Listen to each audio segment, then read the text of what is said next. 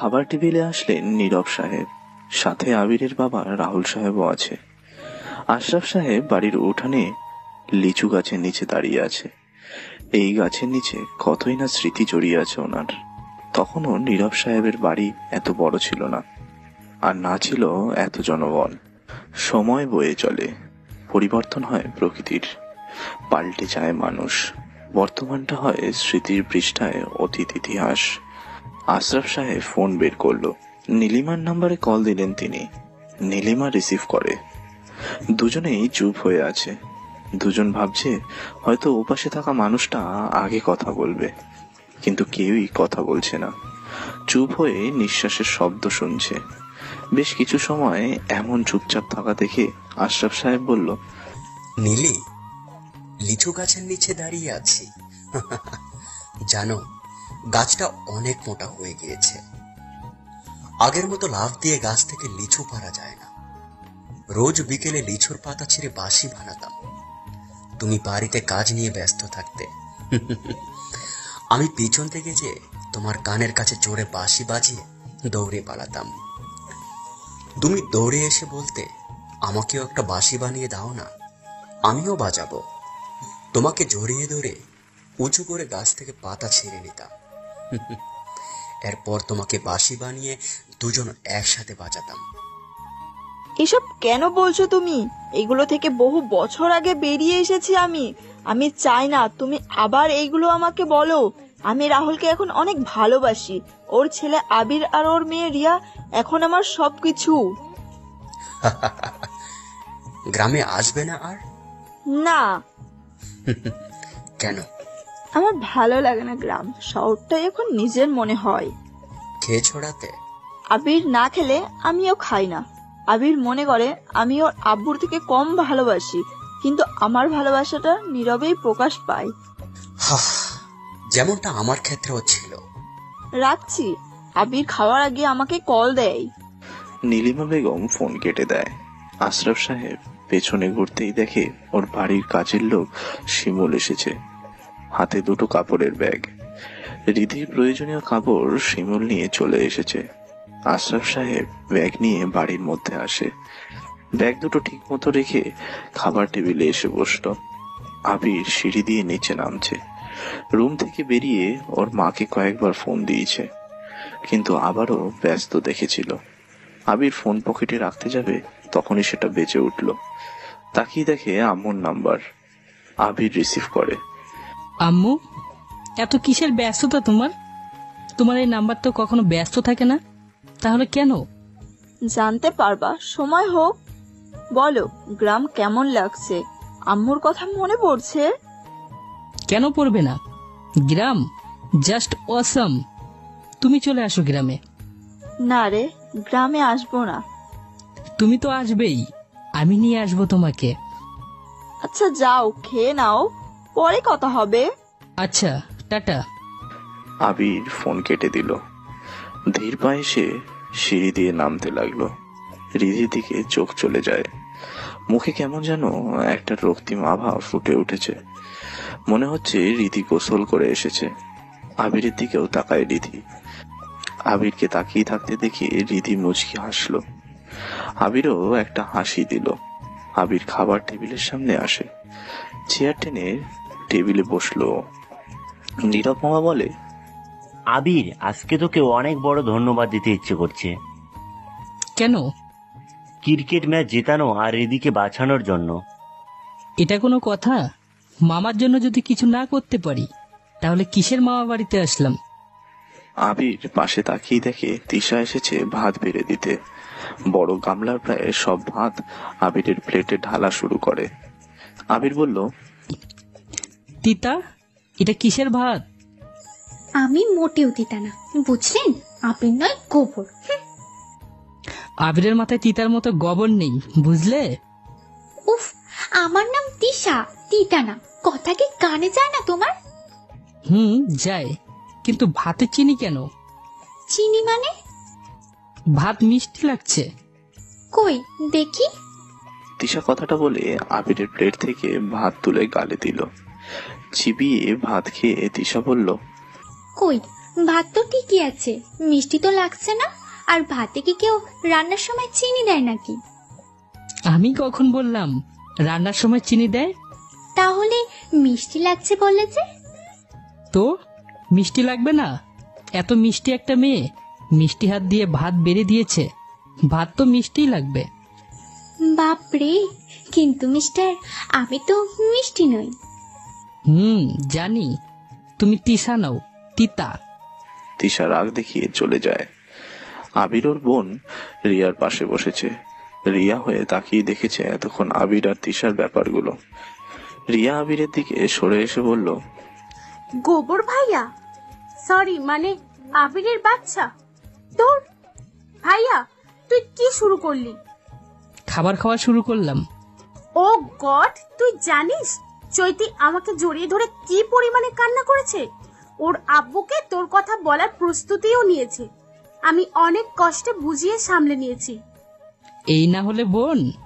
শোন, কোনো ছেলে মেয়ে পটাতে চাইলে যদি তার একটা বোন থাকে তাহলে সেই ছেলের এক গাদা জিয়েব হবে, এতে কোনো সন্দেহ নেই। বোন তো হেল্প করবেই। এত খুশি হওয়ার কিছু নেই, চৈতি কিন্তু তোর ব্যাপারে সিরিয়াস। তো আমি তো মজা করেছি, এটা পেলে বয়দের কাজ। মেয়ে দেখো ভালো লাগবে পটাও, কয়েকদিন প্রেমের নাটক, মজা করো, তারপর বেকআপ। প্যারা কিসের, জাস্ট চিল। ভাইয়া, কাজ কিন্তু তোর ঠিক হচ্ছে না। মেয়েদের মন সস্তা নাকি, যখন ইচ্ছে সেটা নিয়ে খেলা করবে? আবিরকে জ্ঞান দিবি না, মেয়েরা যখন ছেলেদেরকে ঠকায় তখন সেটা কিছু না। যারা করে তাদের সাথে তুই যা খুশি কর, কিন্তু কেন তুই এসব মেয়েদের সাথে প্লে বয়গিরি দেখাবি? আমার ইচ্ছে, চুপচাপ খা, না হলে চর দিয়ে রুমে পাঠিয়ে দিব। তুই ভালো হ, একদিন দেখবি তোর সাথে কেউ ভালোবাসা নিয়ে মাইন্ড গেম খেলে দিয়েছে, তখন বুঝবি কেমন লাগে। তৃষা আপুকেও ছাড়িসনি। কয়টা লাগে ভাইয়া তোর? হাহা, আবিরকে কষ্ট দিবে এমন মেয়ে এলাকায় কেন, সারা শহরে পাবি না। প্লে বয়রা এইরকমই হয়। যা, তোর সাথে কথা বলবো না। আবির খেতে থাকে। ওর ফোনে একটি মেসেজ আসলো। আবির দেখে জ্যোতির নাম্বার থেকে মেসেজ। সেখানে লেখা, আবির তোমার ফেসবুক আইডির পাসওয়ার্ড দাও তো। আবির সাথে সাথেই পাঠিয়ে দিল। রিয়া বলল, কার মেসেজ ও? জ্যোতিকে আমার ফেসবুকের আইডি পাস দিলাম। বাবা! বেশ কিছু সময় পর মিথির ফোন থেকে মেসেজ আসলো। মিথিও আবিরকে বলল, আবির, তোমার ফেসবুক আইডির পাসওয়ার্ডটা দাও তো। আবির মিথিকেও পাসওয়ার্ড দিল। এভাবে আরো তিনজনকে আবির ওর ফেসবুক আইডি দিয়ে দিল। রিয়া হা হয়ে আবিরের কাজ দেখছে শুধু। রিয়া বলল, আমি প্ল্যান করে তোর জিএফদের বলেছিলাম তোর ফেসবুক আইডির পাস নিতে। ভেবেছিলাম তুই দিবি না, কিন্তু 5টা মেয়েকেই আইডির পাস দিয়ে দিলি। ওরা 5 জন যদি এখন ঝামেলা করে?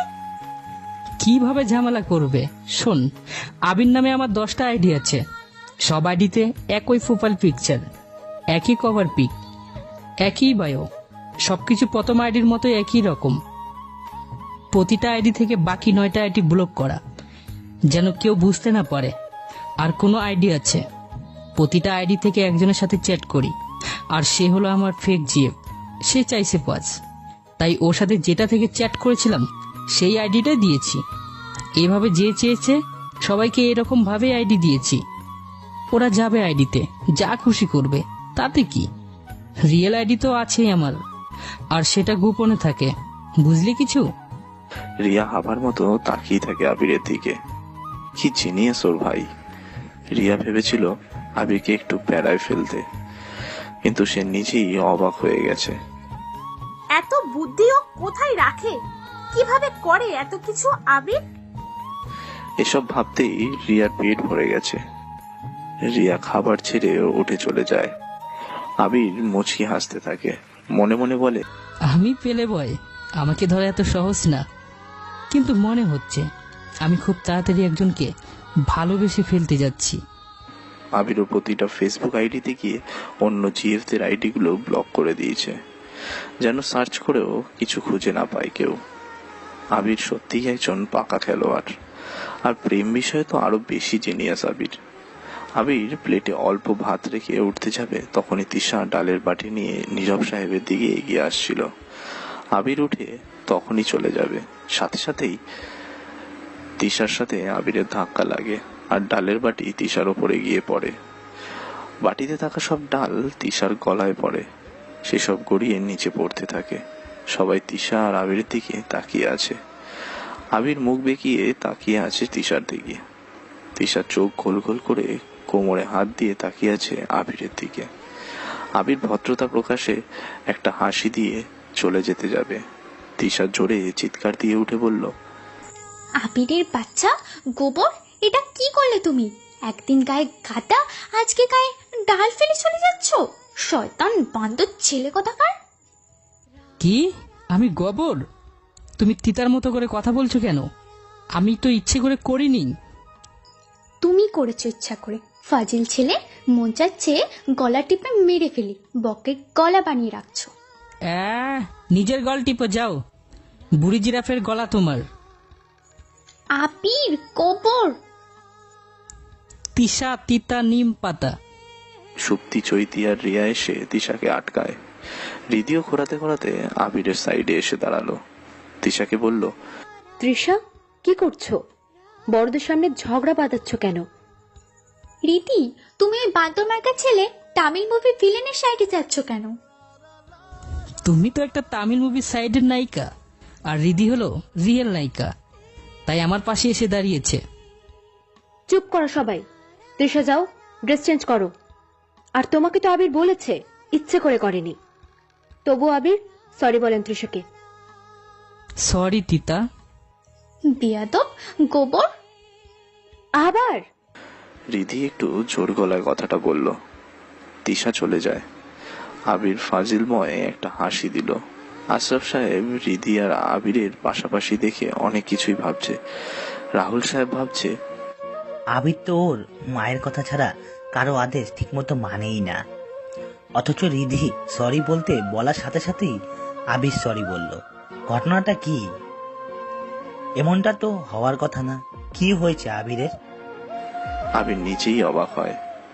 সে আগে কখনো কোনোদিন করেনি, এটাই সে আজকে করলো। তবে রিধি কেন আবিরের সাইডে এসে তিশাকে চুপ করালো? আচ্ছা, আবির যা ভাবছে রিধিও কি আবিরকে নিয়ে সেটা ভাবছে? ওইদিকে নহিদের সাথে আসা দুজন ছেলে আবিরের দিকে তীক্ষ্ণ দৃষ্টিতে তাকাচ্ছে। পারভেজ নামের একটা ছেলে রাকিবকে বলল, দোস্ত, তোর তিশার মতলব অন্যরকম লাগছে। এই আবির ছেলেটার প্রতি তোর তিশার একটু বেশি গুরুত্ব দেখালো। আমার তিশা না, বল তোর রিদি বেশি গুরুত্ব দিয়েছে। দেখলি না, তিশা আবিরকে বকছিল, কিন্তু রীতি এসে সেটা থামিয়ে দিয়েছে। দোষটা ওদের না, প্রবলেম হলো আবিরের। এই আবির যত সব সমস্যা করছে, ব্যাটাকে সরাতে হবে আমাদের রাস্তা থেকে, তাহলে তিশা আর রিধি আমাদের হবে না।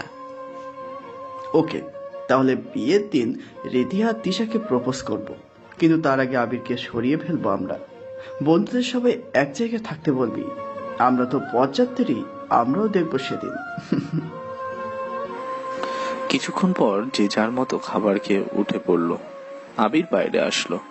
ওই লিচু গাছের নিচে এসে বসলো আবির। নহিদেরা চলে যায়। কিছু সময় পর রিধি আসে সেখানে। রিধি আজকে স্বাভাবিক ড্রেস পরেই এসেছে। গায়ে একটা ওড়না, মাথায় ওড়না দিয়ে ঢাকা। রাতের অন্ধকার আর বাইরের আলোতে রিধিকে অন্যরকম একজন সুন্দরী লাগছে। আবির বলল, আপনি এখানে? পায়ের কি অবস্থা?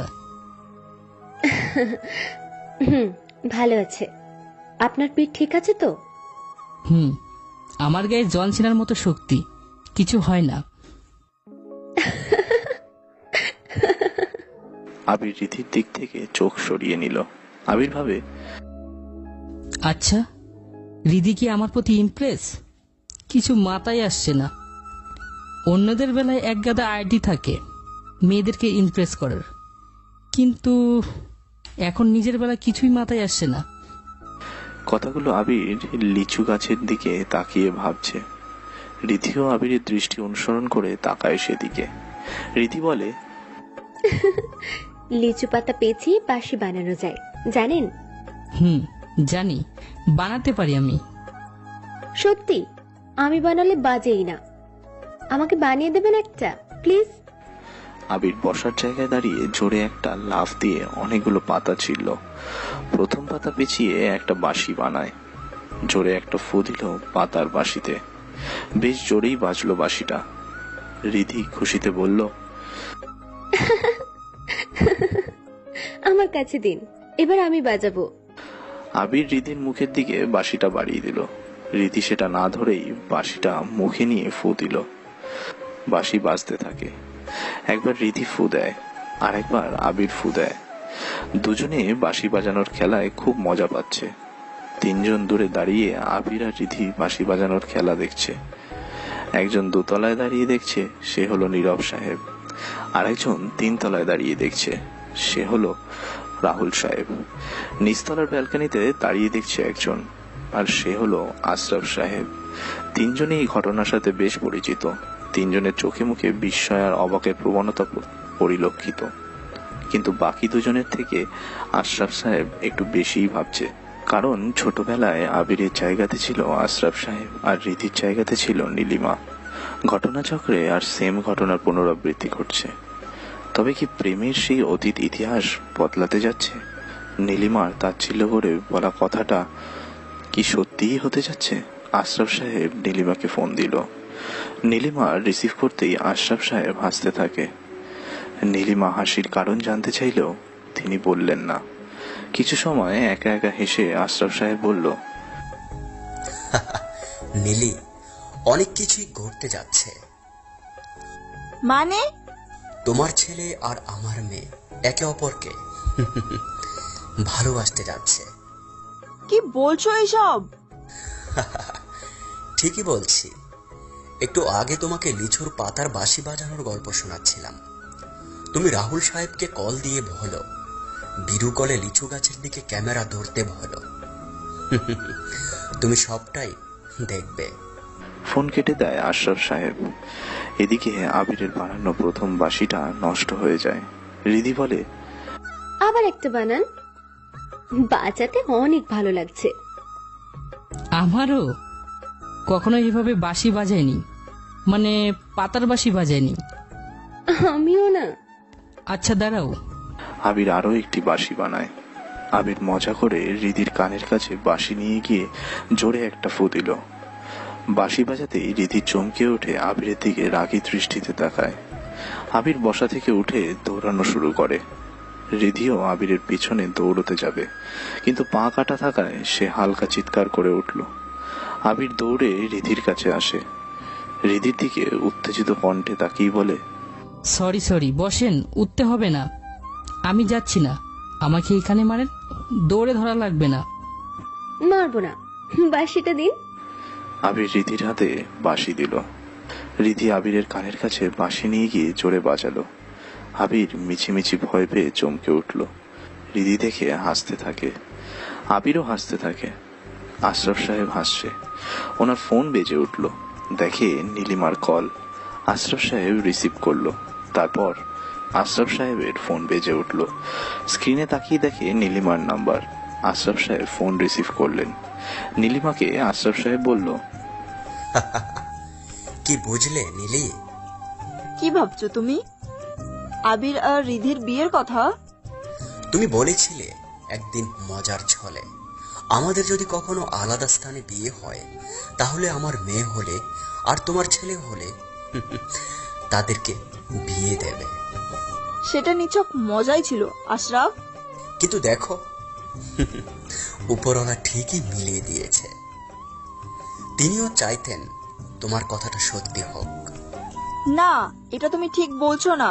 যা হচ্ছে তা কাকতালীয় ভাবেই হচ্ছে। তুমি যা ভাবছো এমনটা কখনোই হবে না। কেন হবে না নীলি? আমি হতে দেব না। আমি রিধির সাথে আমার ছেলের বিয়ে হতে দিব না। তাই নাকি? কেন দেবে না?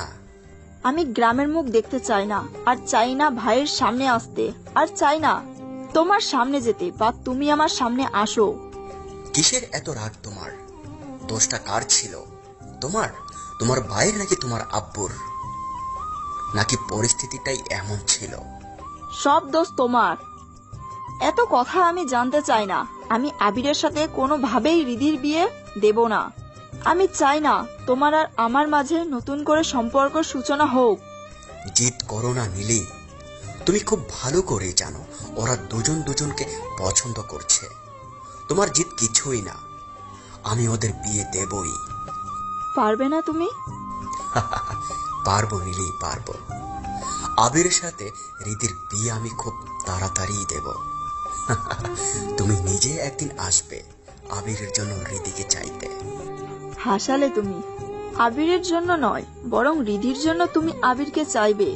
আমি এ বিয়ে হতে দেব না। কিভাবে আটকাবে তুমি? দরকার হলে তিয়াসের সাথে আবিরের বিয়ে কথা আমি নিজেই বলবো সেখানে। যা খুশি করো, আমি আটকাবো না। তবে আবিরকে রিধির থেকে আলাদা করতে পারবে না। তাহলে দেখাই যাক কে জেতে। নীলিমা ফোন কেটে দিল। আশরাফ সাহেব আবিরদের দিকে তাকায়। দুজনেই গল্প করছে। আশরাফ সাহেব দেখে হাসতে থাকে। ওদিকে নীলিমা চায় না আশরাফের সাথে কোনো সম্পর্কে নতুন বন্ধন হোক। সে 35 বছর ধরে নিজেকে গ্রাম থেকে দূরে রেখেছে। সে চায় না পুরনো স্মৃতিগুলো সামনে আসুক, নতুন করে কোনো সম্পর্ক তৈরি হোক। সরি আবির সাহেব। রিধি কথাটা বলে উঠে দাঁড়ালো।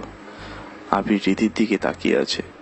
রিধি আবারও বলল, আসলে সরি বলার কারণ হলো আমার জন্য আপনার আঘাত লেগেছে। ওরা আপনাকে মেরে ফেলতেও পারতো। আপনি ছিলেন তো সাথে, কিছুই করতে পারতো না। আচ্ছা, আপনি কি করেন? এত সাহস কোথা থেকে পান আপনি? পুলিশের আপনাকে কিছুই বলে না কেন? আমার আব্বুর অনেক টাকা তো, এই জন্য বেকার বসে খাই। পুলিশদের সাথে একটু পরিচিত আছে, তাই আমাকে কিছু বলেনি। আঙ্কেল, মানে আপনার বাবাও একই কথা বলেছে, আপনি বেকার ঘুরে বেড়ান।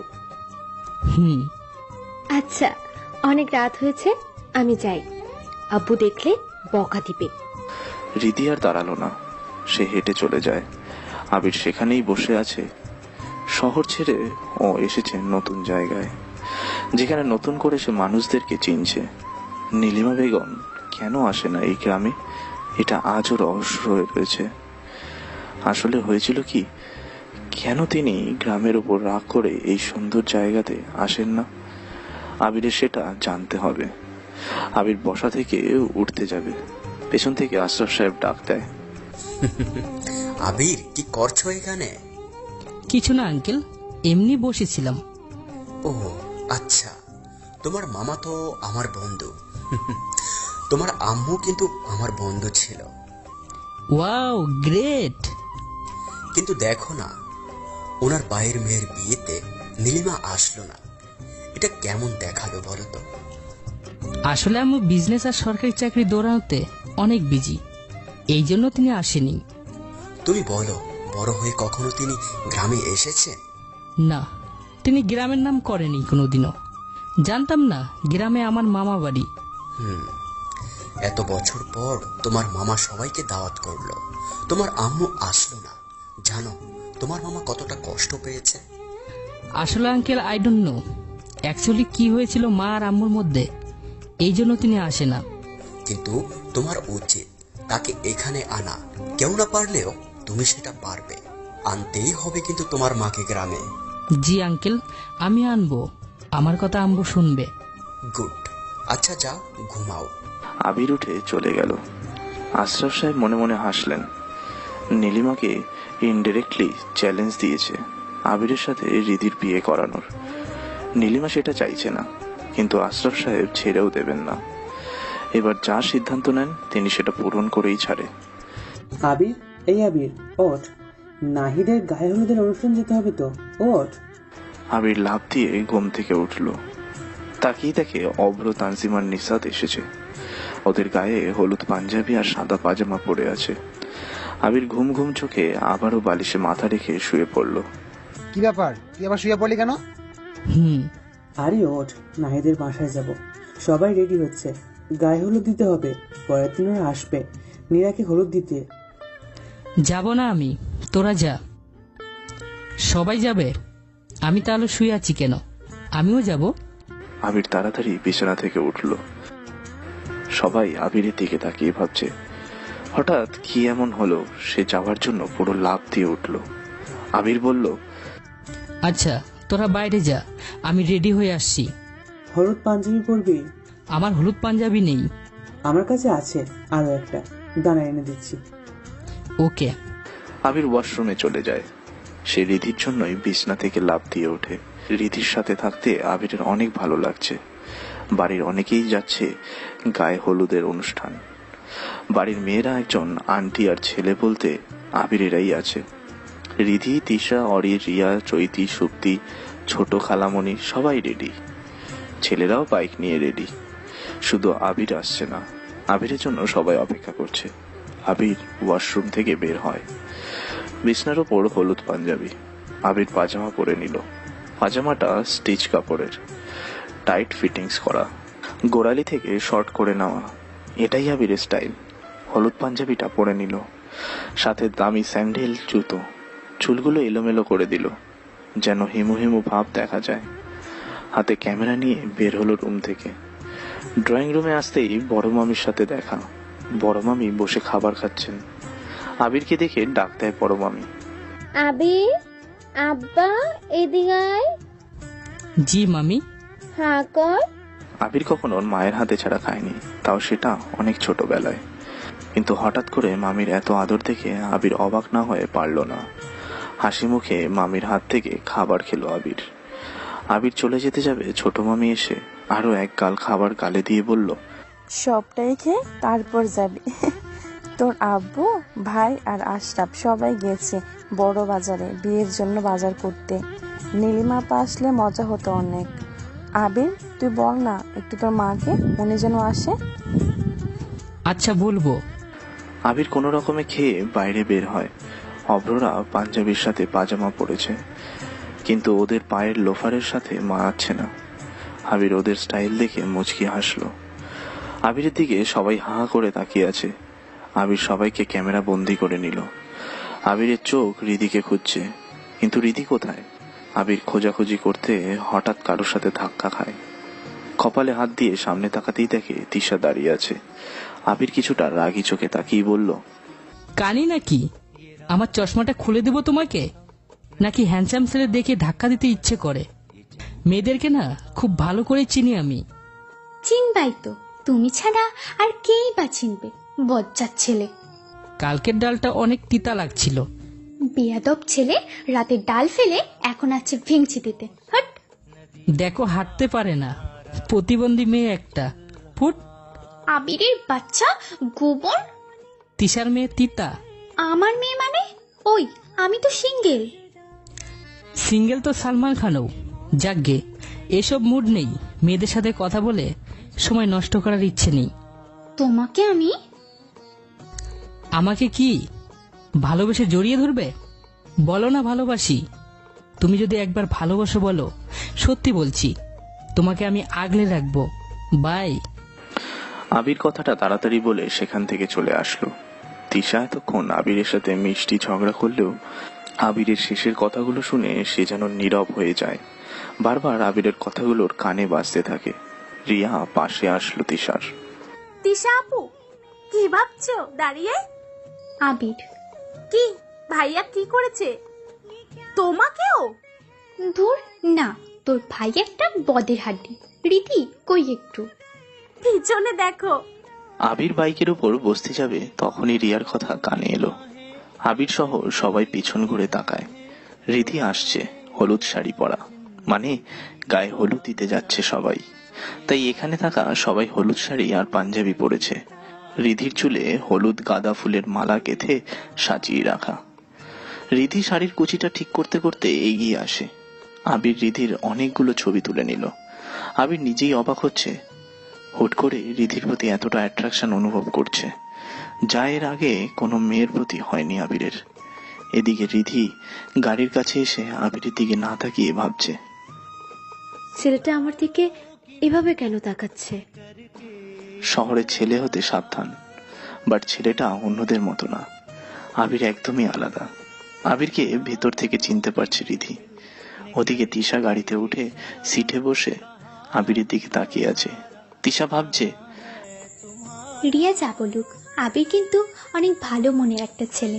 মনটা একবার নিজের করে নিতে পারলে আর কিছুই লাগবে না। ছেলেটাকে নিজের করে নিয়ে সবটা সূত্রে দেব। আবির বাইকের উপর বসে ভাবতে থাকে, রিদিকে কি প্রপোজ করব? যদি না করে দেয়, যদি হ্যাঁ বলে, তাহলে পেলে বয় থেকে নিজেকে লাভার বয় বানিয়ে ফেলবো। ধুর, আমার দ্বারা কি আদৌ সিরিয়াস প্রেম হবে? আবির আর কিছু ভাবে না, বাইক স্টার্ট দেয়। 4 জনে 4টে বাইক। প্রাইভেট গাড়িটা সবার সামনে এগিয়ে যাচ্ছে। গ্রামের রাস্তা থেকে মেঠো পথ, তারপর আবার পাকা রাস্তা। আবিরের কাছে সব নতুন লাগছে। গ্রামের ধুলো যেন এই প্রথম দেখছে ও। চারপাশে পুকুর, ধানি জমির ধুলো পড়া রাস্তা আবিরকে নতুন স্বাদ এনে দিচ্ছে। প্রাইভেট গাড়িটা একটি বাড়ির সামনে এসে থামলো। বিয়ে বাড়ির আনন্দ সাউন্ড বক্সে গান বাজার মাধ্যমে প্রকাশ পায়। নাহিদ ভাইদের বাড়িতেও এটার ব্যতিক্রম নেই। গ্রামের লোকেরা হাঁ হয়ে তাকিয়ে দেখছে। সবার গায়ে একই রকম পাঞ্জাবি, পাজামা, একই রঙের শাড়ি। বাড়ির সামনে এসে সবাই নামতেই সাউন্ড বক্সে গান বাজতে থাকে। চারপাশ থেকে ধূপ ধূপ করে শব্দ শুরু হয়। সাকিব আর বুবলির মডেলে পাগল মন গানটি প্লে হতে থাকে। বাড়ি থেকে এক ঝাঁক লাল শাড়ি পরা ছেলে মেয়ে বের হলো। পারভেজ আর রাকিব সহ আরো 7-8 জনের ছেলে লাল পাঞ্জাবি পরে বের হলো। কতগুলো মেয়ে লাল শাড়ি পরা। আবির বাড়ির মধ্যে ঢুকতে যাবে, হঠাৎ একটি মেয়ে নিশাতের মুখের উপর তরল রং ছুড়ে দিয়ে দৌড়ে চলে যায়। নিশাত বোকার মতো দাঁড়িয়ে থাকে। আমি, অভ্র আর তানজিম হাসতে হাসতে গড়াগড়ি খাচ্ছি যেন। নিশাতের বোকা বোকা মুখের একটি ছবি তুলে নিলাম। বেশ ভালোভাবেই গেট সাজানো হয়েছে। গেটের একটি ছবি তুলে নিলাম। অভ্ররা ভেতরে চলে গেছে। গেটের সামনে একটা ছোট্ট বাঁধানো পুকুর দেখলাম। খুব ছোট্ট পুকুর, সুইমিং পুলের থেকেও অর্ধেক করা। পুকুরের মাঝখান থেকে কৃত্রিম জল ফোয়ারা দেখা যাচ্ছে। 2টো রাজহাঁস যেন কাপল, তারা পানিতে নেমে খেলা করছে। আবির হাঁস সহ ফোয়ারার একটি ছবি তুলে নিল। গ্রাম এত সুন্দর আবির জানতই না। আবির ঘুরে চলে আসবে, তখনই শুনতে পেল, হেই মিস্টার ক্যামেরাম্যান, বরকে হলুদ লাগাতে এসেছেন নাকি ফটোগ্রাফি করতে এসেছেন? আবির ব্যালকনির দিকে তাকায়। একটা মেয়ে লাল ড্রেস পরে আছে, শাড়ি পরা নেই, মুখে হলুদ আর লাল রং লেগে আছে, হাতে মিউজিক্যাল যন্ত্র। আবির বুঝে যায় মেয়েটি আপাতত গান বাজাচ্ছে। আবির মেয়েটার দিকে ভালো করে তাকালো। সামনের চুলগুলোতে হলুদ লেগে আছে। দেখতে উদ্ভট লাগছে মেয়েটিকে। আবির কিছু না বলেই মেয়েটার একটি ছবি তুলে নিল। মেয়েটার আগে চোখে বলল, ওই ছেলে, আমার ছবি তুললেন কেন? জানেন না কাউকে না বলে ছবি তুলতে নেই? আবির ভয় পায়, কারণ সে খেয়ালই করেনি না বলে ছবি তুলেছে। এখন কি করবে? হঠাৎ তার প্লে বয় ট্রিক্স কাজে লাগায়। আবির বলে, প্রতিটা মানুষ সৌন্দর্যের পূজারী। একটা গোলাপ যখন ফুটে, কম বেশি সবাই সেই গোলাপের দিকে তাকায়। গোলাপটা কিনে নয়তো ছিঁড়ে নিজের কাছে নিতে চায়। আপনি হলেন আমার দেখা ঠিক ফুটন্ত গোলাপের মতো। তবে আফসোস, আপনি গোলাপের রানী, তাই আপনাকে চাইলে তো আর পাবো না। এই জন্য ক্যামেরা বন্দি করে নিলাম। যদি বলেন এখনই ডিলিট করে দিচ্ছি। আমি চাই না আপনার সৌন্দর্য মোহ পড়ি, না হলে আবার আমার একগাদা গার্লফ্রেন্ড কষ্ট পাবে। মেয়েটি শকড হয়ে যায়। এই প্রথম সে আবিরকে দেখছে। আবিরও প্রথম মেয়েটিকে দেখেছে, কিন্তু এত কথা গুছিয়ে বলার সাহস তো আবিরের আছে। তারপর আবির বাড়ির মধ্যে প্রবেশ করলো। বিশাল উঠোন, উঠানের একপাশে প্যান্ডেল ঘেরা। একটি খাটের ওপর নাহিদ বসে আছে। নাহিদের গায়ে এখনো হলুদ লাগানো হয়নি, কারণ আবিরেরা আগে লাগিয়ে দিয়ে যাবে, তারপর বাড়ির সবাই হলুদ দেবে। নাহিদের পাশে পারভেজ আর রাকিব বসলো। সবাই এক এক করে হলুদ দিতে যায়। আবির সবটা ক্যামেরা বন্দি করতে থাকে। সবার এক এক করে ছবি তুলতে থাকে। তিশা যখন হলুদ দিতে আসলো নাহিদের গায়ে, পারভেজ তিশার দিকে হাঁ করে তাকিয়ে আছে। পারভেজের দৃষ্টি তিশার বুকের দিকে। কেউ না খেয়াল করলেও আবিরের চোখ এড়োলো না সেটা। তিশা চলে যায় হলুদ দিয়ে। পারভেজ তিশার পেছনের অংশ দেখতে থাকে। আবির সবকিছু বেশ তীক্ষ্ণ দৃষ্টিতেই দেখছে। এরপর রিধি আসে নাহিদকে হলুদ দিতে। হলুদ দেওয়ার সময় একটু ঝুঁকতেই রাকিব একইভাবে রিধির দিকে তাকায়, যেন দৃষ্টি দিয়েই খেয়ে ফেলবে সে। রিধি হলুদ দিয়ে যখনই সোজা হবে, রাকিবের দৃষ্টি অনুসরণ করে খেয়াল করলো রাকিব ওর বুকের দিকে তাকিয়ে আছে। রিধি কিছু না বলে চুপচাপ নিজের কাপড় ঠিক করলো।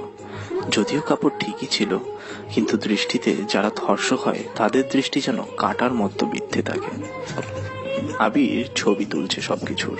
এদিকে নাহিদের বাড়িতে থাকা কতগুলো মেয়ে নিরিদের বাড়িতে থেকে আসা এই 4 জন ছেলেকে দেখতে থাকে।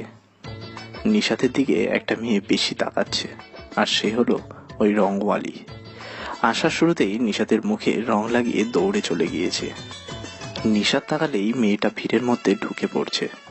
নিশাত যখন তাকাচ্ছে না তখনই মেয়েটা নিশাতকে দেখতে থাকে। বাকি ছেলেদের দিকে মেয়েরা তাকালেও বেশি ফোকাস আবিরের দিকে, কারণ আবিরের স্টাইল সবার থেকে ডিফারেন্ট। সে এসেই খালি পায়ে হয়ে গেছে। নিজের মধ্যে হিমো হিমো ভাব এনে চারপাশে ঘুরছে আবির। একটা মেয়ে পটাতে আর কি লাগে? ছেলে রোমান্টিক হবে, স্মার্টলি একটু কথা বলতে পারবে, থোবড়া বা মুখ মোটামুটি হলেই হবে। কিন্তু মেয়েরা তো সুন্দর ছেলে খোঁজে বেশি, তাই আবিরের ক্ষেত্রে কোনোটারই কম নেই। স্টাইলিশ, স্মার্ট, ডিফারেন্ট দেখতে ছেলে আবির। মেয়েদের মধ্যে থাকা একটা মেয়ে কয়েকজনকে ডেকে বলতে থাকে, ওই হলুদ পাঞ্জাবি পরা ছেলেটাকে দেখেছিস? হেব্বি দেখতে, পাত্তাই দিচ্ছে না আমাদের। কোন ছেলে? সবাই তো হলুদ পাঞ্জাবি পরে এসেছে। আরে হাতে ক্যামেরা আছে যে ছেলের, সেই ছেলেটার সাথে চল কথা বলি। সবাই আবিরকে নিয়ে একটু মাথামাতি করছে। অভ্র আসে, নাহিদকে রং লাগায়। পারভেজ আর রাকিব ওখানে বসে রিধি আর তিশাকে দেখছে। আবির ছবি তুলতে ব্যস্ত। হঠাৎ শুনতে পেল, মিস্টার ফটোগ্রাফার, ক্যামেরা নামিয়ে আমাদের দিকে তাকান। বলুন, শুনছি। এই ছেলে, ডাকছি না আপনাকে? মেয়েটা ঝাড়ি দিয়ে আবিরের মুখের সামনে থেকে ক্যামেরা সরিয়ে দিল। আবির ঘুরে পেছনে তাকায়, দেখে সেই ব্যালকনিতে দাঁড়িয়ে থাকা মেয়েটি আবিরের সামনে এসে দাঁড়িয়েছে। আবির মেয়েটিকে দেখে বলল, আপনি ওই মিউজিক ওয়ালি না? আমি মিম। আর মিউজিক ওয়ালি কি? আমি বরের বোন হই, ছোট বোন, বুঝলেন? এবার ঝটপট আপনার নামটা বলুন তো। নিজেই জেনে নিন, আমার নাম অজানা থাকুক। দেখুন, একদম ভাব নেবেন না। দেখতে সুন্দরী মেয়ে কথা বলতে আসছে, ভাব নিচ্ছেন। আমি এসেছি, আপনি আমার ছবি কেন তুলেছেন? সত্যি এটার জন্য আসছেন? কিন্তু আমার মনে হচ্ছে অন্য একটা কারণে এসেছেন। মানে গোলাপ সবাই চায়, মনে নেই কি বলেছিলাম? আপনি হলেন ফুটন্ত গোলাপের মতো, যা চাওয়ার সাহস আমার নেই।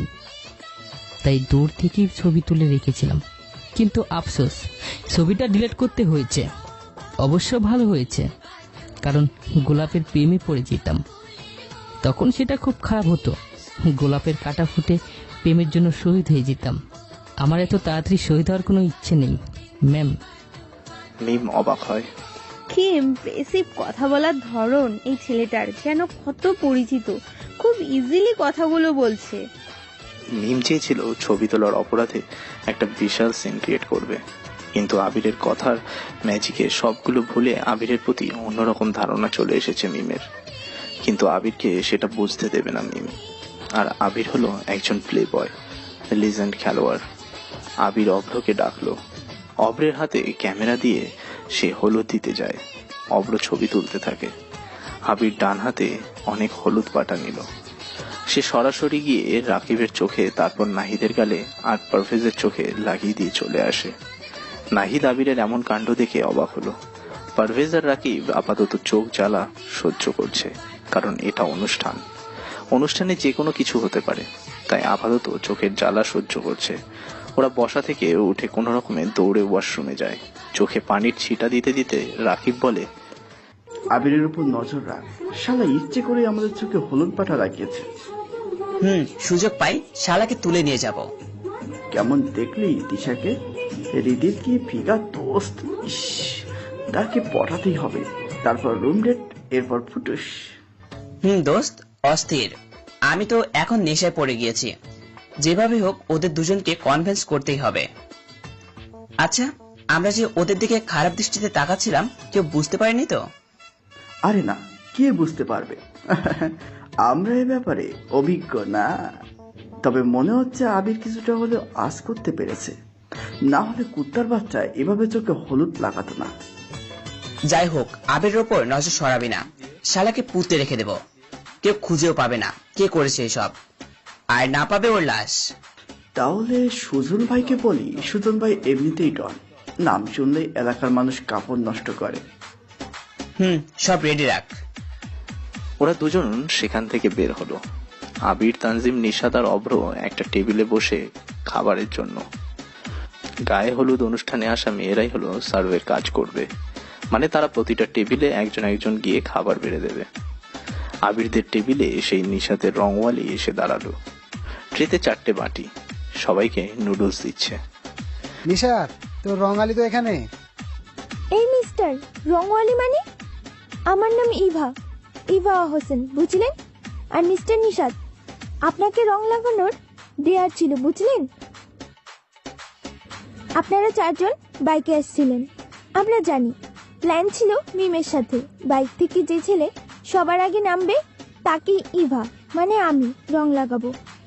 বাইক এসে থামে, সবাই বাইকেই বসেছিলেন, কিন্তু সবার আগে এই নিশাত নামে বাইক থেকে, তাই রং লাগিয়েছি। বাহ, কি সুন্দর ডিয়ার। তা মিস রংওয়ালি, আপনাকে চট দেওয়ার ডিয়ার যদি আমরা করি তাহলে কেমন লাগবে? এই হ্যালো, চুপ থাকেন আর নিন বাটির ঢাকনা খুলুন, খাবার খান। ওরা 4 জন বাটির ওপর থেকে ঢাকনাটা খুললো। খুলেই দেখতে পায় সেখানে নুডলসের বদলে শুকনো মরিচ রাখা। অভ্র বলে উঠলো, এটা কি হলো? আপনারা তো বেয়াই, তাই বেয়াইদের সাথে একটু তো মজা হতেই পারে। তাই না? ঠিক আছে, মনে থাকবে। তানজিম, অভ্র এরা দুজন ইভার সাথে কথা বলছে। আবিরের পাশেই নিশাত বসে আছে।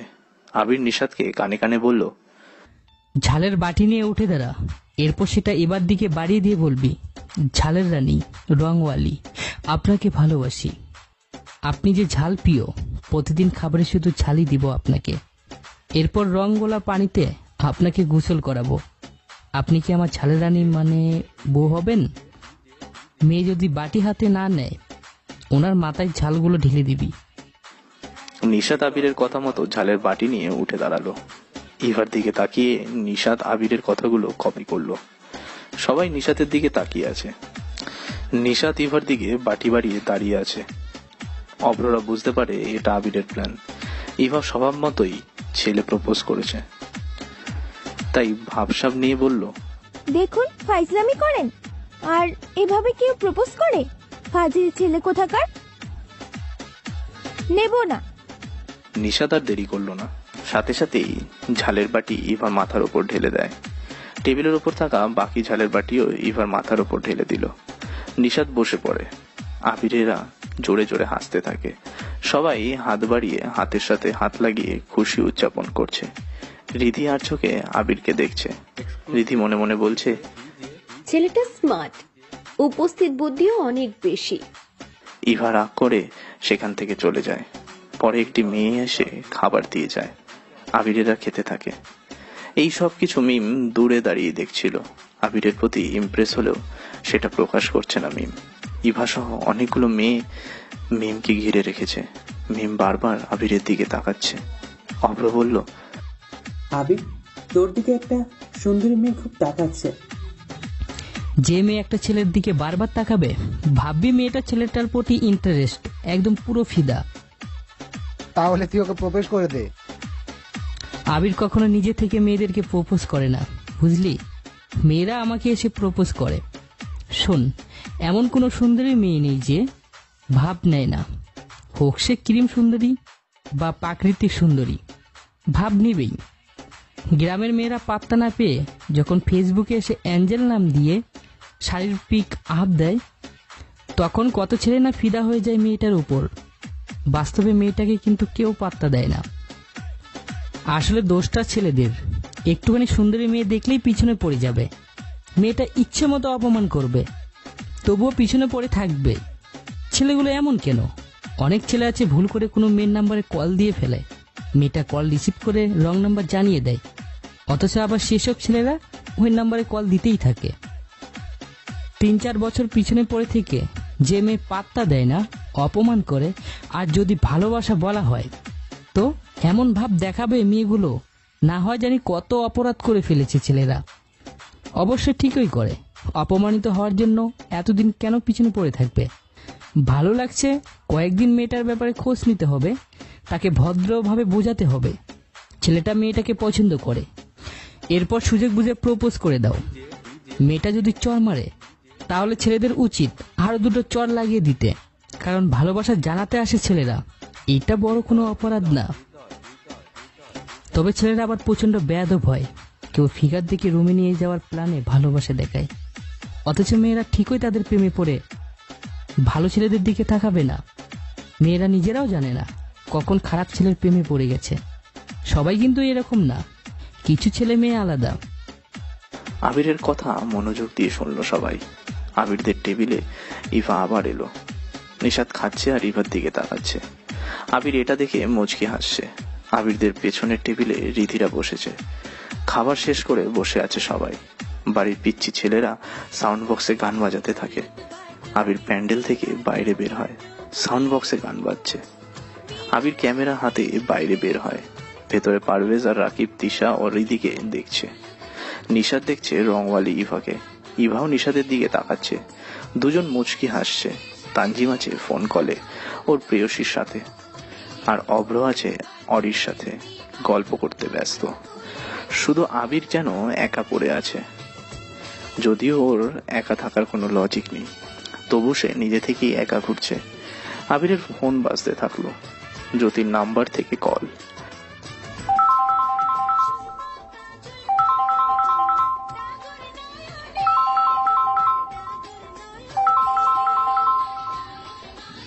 আবির, কি করো? কেমন আছো? ভালো, তুমি? আছি। কালকে তোমার কাছে এফবিআইডির পাসওয়ার্ড চাওয়ার সাথে সাথেই তুমি দিয়ে দিলা। তুমি দেরি করে রিপ্লাই দিতা। ভাবতাম অনেক মেয়েদের সাথে চ্যাট করো, কিন্তু তোমার আইডিতে এসে দেখি আমি ছাড়া কোনো মেয়ে নেই। আবির বাবু, কেন এত ভালোবাসো আমাকে? আমাকে শুধু শুধু সন্দেহ করো, ভালো লাগে। তুমি ছাড়া কেই বা সন্দেহ করবে? ভালোবাসা তুমিই সন্দেহ, রাগ সব তুমিই তো করবা। তুমি ছাড়া আমার কে আছে বলো? এখন বিশ্বাস হয়েছে তো আমি কেন অন্য মেয়ের সাথে কথা বলি না তোমায় ছাড়া? বাবু, হয়েছে। এতগুলো ভালোবাসি তোমাকে। জ্যোতির ফোন কেটে দেয় আবির। মিথির ফোন আসে। মিথি বলল, আবির, ঢাকায় কবে আসবা? তোমাকে খুব মিস করছি। তোমার ফেসবুক আইডিতে ছিলাম, কোনো মেয়ে মেসেজ দেয়নি। ভাবতাম তুমি মেয়েদের সাথে কথা বলো। আচ্ছা মিতি, যদি কোনোদিন শোনো আমার অনেকগুলো রিলেশন আছে, তখন কি করবা? বিশ্বাস করবো কেন? আমি জানি আমার আবির কখনো এমন করতেই পারে না। আচ্ছা বুঝলাম, থ্যাংক ইউ। তোমাকে মিস করছি, চলে আসো। কতদিন তোমাকে দেখি না। এরপর আরো 2-3টে মেয়ে ফোন দেয় আবিরকে। সবাই একই রকম কথা বলে। আবির জিনিস আছে, এজন্য সে সহজে ধরা পড়ে না। আর পড়লেও বাকি, আবির এসব কি আরো করে না। তবে একদিক দিয়ে সে ভালো। পারভেজ আর রাকিবের মতন নাও। উদ্দেশ্য শরীরে নয়, কেবল তার ললিপপ চেহারা নিয়ে মেয়েদের সাথে ফ্লার্ট করে। মেয়েরা পটে গেলে কয়েকদিন প্রেম, তারপর আবির নিজে থেকেই চলে আসে। আবির বাড়ির ডান পাশের দিকে যেতে থাকে। ঠিক তখনই ওর গায়ের ওপর আবির বাড়ি থেকে বেরিয়ে পড়ে। বাড়ির ডান পাশের ফাঁকা জায়গার দিকে যেতে থাকে। ঠিক তখনই কিছু বোঝার আগেই পরপর কতগুলো তরল লাল রঙের প্যাকেট আবিরের গায়ের উপর এসে পড়তে লাগলো। আবির ঘুরে তাকিয়ে দেখে মিম সহ আরো 3টে মেয়ে রং ছুড়ে মারছে আবিরের দিকে। আবির কিছু বলতে যাবে, তার আগেই মেয়েগুলো দৌড়ে চলে যায় সেই ছোট্ট পুকুরের দিকে। আবির দৌড়তে থাকে মেয়েদের পেছনে। মেয়েগুলো এক এক করে যেদিকে সুযোগ পেয়েছে সেদিকে দৌড়ে চলে যায়। কেবল মিম এমন জায়গায় গিয়ে আটকে যায়, না পারে সামনে যেতে, আবার না পারছে ডানে কিংবা বাম পাশে যেতে। আর সামনে তো আবির দাঁড়িয়েই আছে। মিম হাঁপাতে হাঁপাতে বলল, আসলে আপনি তো বেয়াই হন, তাই আমরা একটু মজা করছি। গুড, এবার আমিও মজা করব, আপনি সহ্য করবেন। এটা অন্যায়, আমি একা অবলা একটা মেয়ে। লিডার আপনি, ধরতে হলে আপনাকেই ধরবো। আমি কিছুই করিনি, দেখুন কাছে আসবেন না। বারণ করছেন? এবার তো আরো বেশি করে আসবো কাছে। তাহলে বারণ করব না। বারণ না করলে তো বেশি বেশি করে আসবো। আবির এগিয়ে যায় মিমের দিকে। মিম পাঁচিলের সাথে হেলান দিয়ে দাঁড়িয়েছে। ভয়ার্ত দৃষ্টিতে আবিরের দিকে তাকিয়ে আছে মিম। আবির মুখে শয়তানি মার্কা হাসি দিয়ে এগিয়ে যায়। মিমের খুব কাছে গিয়ে দাঁড়ায় আবির। মিম ভয়ে চোখ বন্ধ করে নিয়েছে। ইভা এসে পিছনে দাঁড়ায়। ইভা জোরে কিছু বলতে যাবে, তার আগেই আবির ইভার হাত ধরে নিল। ইভাকে জোরে টান দিয়ে মিমের ওপরে ফেলে দেয়। ইভা টাল সামলাতে না পেরে মিমকে জড়িয়ে ধরে, কিন্তু মিম তখনও চোখ বন্ধ করেছিল। সে ভেবেছে আবির তাকে জড়িয়ে ধরেছে। কিছুক্ষণ আগে যে ছেলেকে মিম কতই না ভালো আর ইনোসেন্ট ভেবেছে, সেই ছেলে এভাবে জড়িয়ে ধরবে মিম কখনো কল্পনাও করেনি। মিম জোরে চিৎকার করে উঠল, মনে মনে বলল, চোখ খুলেই সবার সামনে কষে কয়েকটা চড় বসিয়ে দেবো আবিরকে। কিন্তু জোরে মিউজিক বাজার কারণে কেউ এগিয়ে আসেনি। মিম ভয়ে ভয়ে চোখ খুলল। সামনে কেউ নেই। মিম দেয়ালের সাথে চিপকে আছে, আর মিমকে ইভা শক্ত করে ধরে আছে। মিম তাড়াতাড়ি বলে, তুই এখানে? ছাড় বলছি। আমি মানে? কেন, কাকে কল্পনা করছিলি? ওই হিরো মার্কা ছেলে। ব্যাটের জন্যই তোকে জড়িয়ে ধরতে হয়েছে। তার মানে সে আমাকে টাচও করেনি? না, আমাকে ধরে তোর দিকে ফেলে দেয়, পড়ে যাওয়ার ভয়ে তোকে জড়িয়ে ধরেছি। সর সামনে থেকে। ছেলেটা কই? কি জানি, এখানেই তো ছিল, চলে গেছে মনে হয়। মিম অবাক হলো। ছেলেটাকে ভেবেছিল বেয়াদব। মেয়েদের চিন্তাধারাগুলো উদ্ভট হয়ে থাকে। প্রেম হওয়ার আগে এইরকম আচরণ, চিন্তা ভাবনা প্রকাশ করে। রিলেশনের পর আরেক রকম আচরণ করে। রিলেশন হওয়ার আগে যদি মেয়ে ফোন দেয়, ছেলেটা যদি রিসিভ না করে, পরে যখন কথা হয় মেয়েটা ছেলেটাকে বলবে, কি ব্যাপার, ফোন রিসিভ করোনি যে, বিজি ছিলে? এরপর যখন রিলেশন হয়ে যায়, মেয়েটা কয়েকবার ফোন দিলে যদি ছেলেটা ফোন না রিসিভ করে, পরে কথা হলে মেয়েটা বলবে, কি ব্যাপার, আমার ফোন রিসিভ করতে কষ্ট হয় নাকি? এতটা ইগনোর করা শিখে গেছো? খুব কি জ্বালাই আমি? আমার ফোন হলে কি তুমি বিরক্ত হও? সেটা বলতেই পারো যে আমাকে আর ভালো লাগে না। অন্য মেয়ে কল দিলে তা তো ঠিকই রিসিভ করো। এই হলো মেয়েদের ভাবনা চিন্তা। যেমনটা মিম ভাবছিল আবির বেয়াদব, কিন্তু চোখ খুলে তাকিয়ে দেখে আবির নেই সেখানে। তখনই আবার ভাবনা পাল্টে গেল। মিম সেখান থেকে চলে আসার আগে ইভাকে বলল, ছেলেটার নাম কি রে? জানি না, তোর মনে হয় আমি ছেলেদের নাম জিজ্ঞাসা করে বেড়াবো? না, এমনি। আচ্ছা, বাদ দে। মিম চলে যায়। আবির আড়ালে দাঁড়িয়ে মিম আর ইভাকে দেখছিল আর মনে মনে হাসছিল। আবির ক্যামেরা নিয়ে বাড়ির আশেপাশে হাঁটতে থাকে। তেমন কোন সুন্দর কিছু চোখে পড়ছে না আবিরের। পাইচারি করতে করতে শুনতে পেল, আবির, তোমার এই হলুদ বালি মেয়েটার সাথে এত কিসের কথা? ছবি তোলার সময় দেখলাম তোমার সাথে এসে কথা বলছে। আচ্ছা, সমস্যাটা কি তোমার আবির? যেখানে যাও মেয়ে দেখলে তার সাথে ফ্লার্ট করতে হবে? তিশা, তুমি এখানে কি করছো? কেন, এখানে কি আর কোনো মেয়ে আসার কথা আছে? তাহলে চলে যাচ্ছি। আরে দাঁড়াও। আবির তিশার হাত ধরলো। চৈতি বাড়ি থেকে বের হয়েছে। সেও এই জায়গার দিকে এগিয়ে আসছিল। আবিরকে তিশার হাত ধরতে দেখে থেমে যায়। ফোন বের করে কয়েকটা ছবি তুলে নিল চৈতি। তারপর সেখান থেকে চলে যায়। তিশা বলে, হাত ছাড়ো আমার, তোমাকে সহ্য হচ্ছে না আমার একদম। কিন্তু কেন? আমি কি করেছি? মেয়েরা আমার সাথে কথা বললে আমার কি দোষ? তিশা হাত ছাড়িয়ে নিয়ে আবিরের দিকে তাকালো। আবির তিশার দিকে তাকিয়ে অবাকই হয়। তিশার চোখে মুখে সে অন্যরকম কিছু দেখতে পাচ্ছে, যার একটাই মানে পূর্ণতা। সেই পূর্ণতার এক প্রান্তে আবির দাঁড়িয়ে আবিরকে সে কাছে পেতে চাইছে, নিজের করে নিতে চাইছে। আবির বলল, কি হয়েছে তোমার? এমন করে হঠাৎ কথা বলছো? তোমার কাছে ভুল না করেও চর খাই, অপমান হই, এখন কি হলো? তুমি কোনো মেয়ের সাথে কথা বলবে না। কিন্তু কেন? আমি কথা বললে বা না বললে তোমার কি? আর তুমি তো আমাকে সহ্য করতে পারো না, হঠাৎ করে তুমি এমন কথা কেন বলছো? জানি না, বাট তুমি মেয়েদের থেকে দূরে থাকবে, না হলে খুন করে ফেলবো, বলে দিলাম। তিশা কথাটা বলে আবিরের সামনে থেকে চলে গেল। আবির মাথা চুলকোতে চুলকোতে তিশার চলে যাওয়ার দিকে তাকিয়ে আছে। তিশা চলে যেতেই চৈতি আসলো আবিরের সামনে। আবিরকে দেখে বলল, ওহ, তাহলে এটাই কারণ ছিল তোমার, তাই না? কারণ? কিসের কারণ? আমার সাথে ভালোবাসার নাটক করলে তুমি, এখন তিশা আপুর হাত ধরে ঘুরে বেড়াচ্ছ। এতটাই তোর মার্কা ছেলে আমি কোনো দিন দেখিনি। তোমাকে কতটা বিশ্বাস করেছিলাম আমি, তুমি জানো না? হাসছো কেন?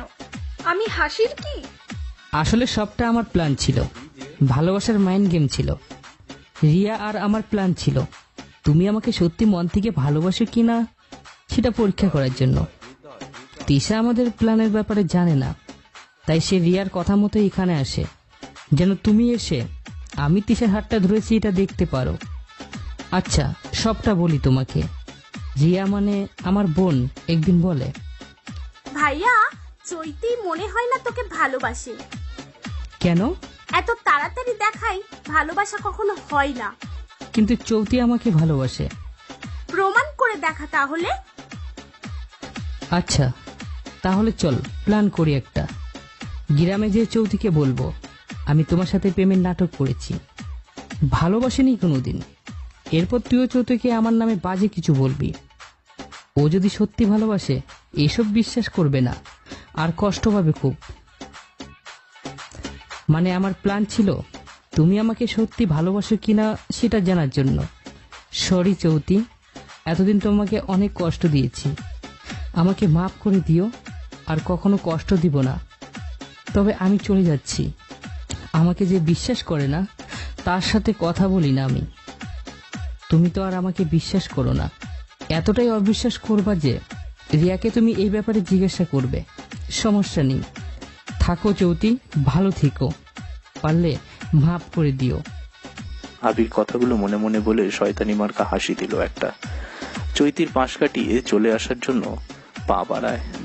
কয়েক পা এগিয়ে আসতেই চৈতি পেছন থেকে ডাক দেয় আবিরকে। আবির চৈতির দিকে ঘোরার আগে কয়েকবার হেসে নিল। চৈতির দিকে ঘুরে চোখে কান্না কান্না ভাব এনে বলল, বলো, আর কি অপমান করার আছে?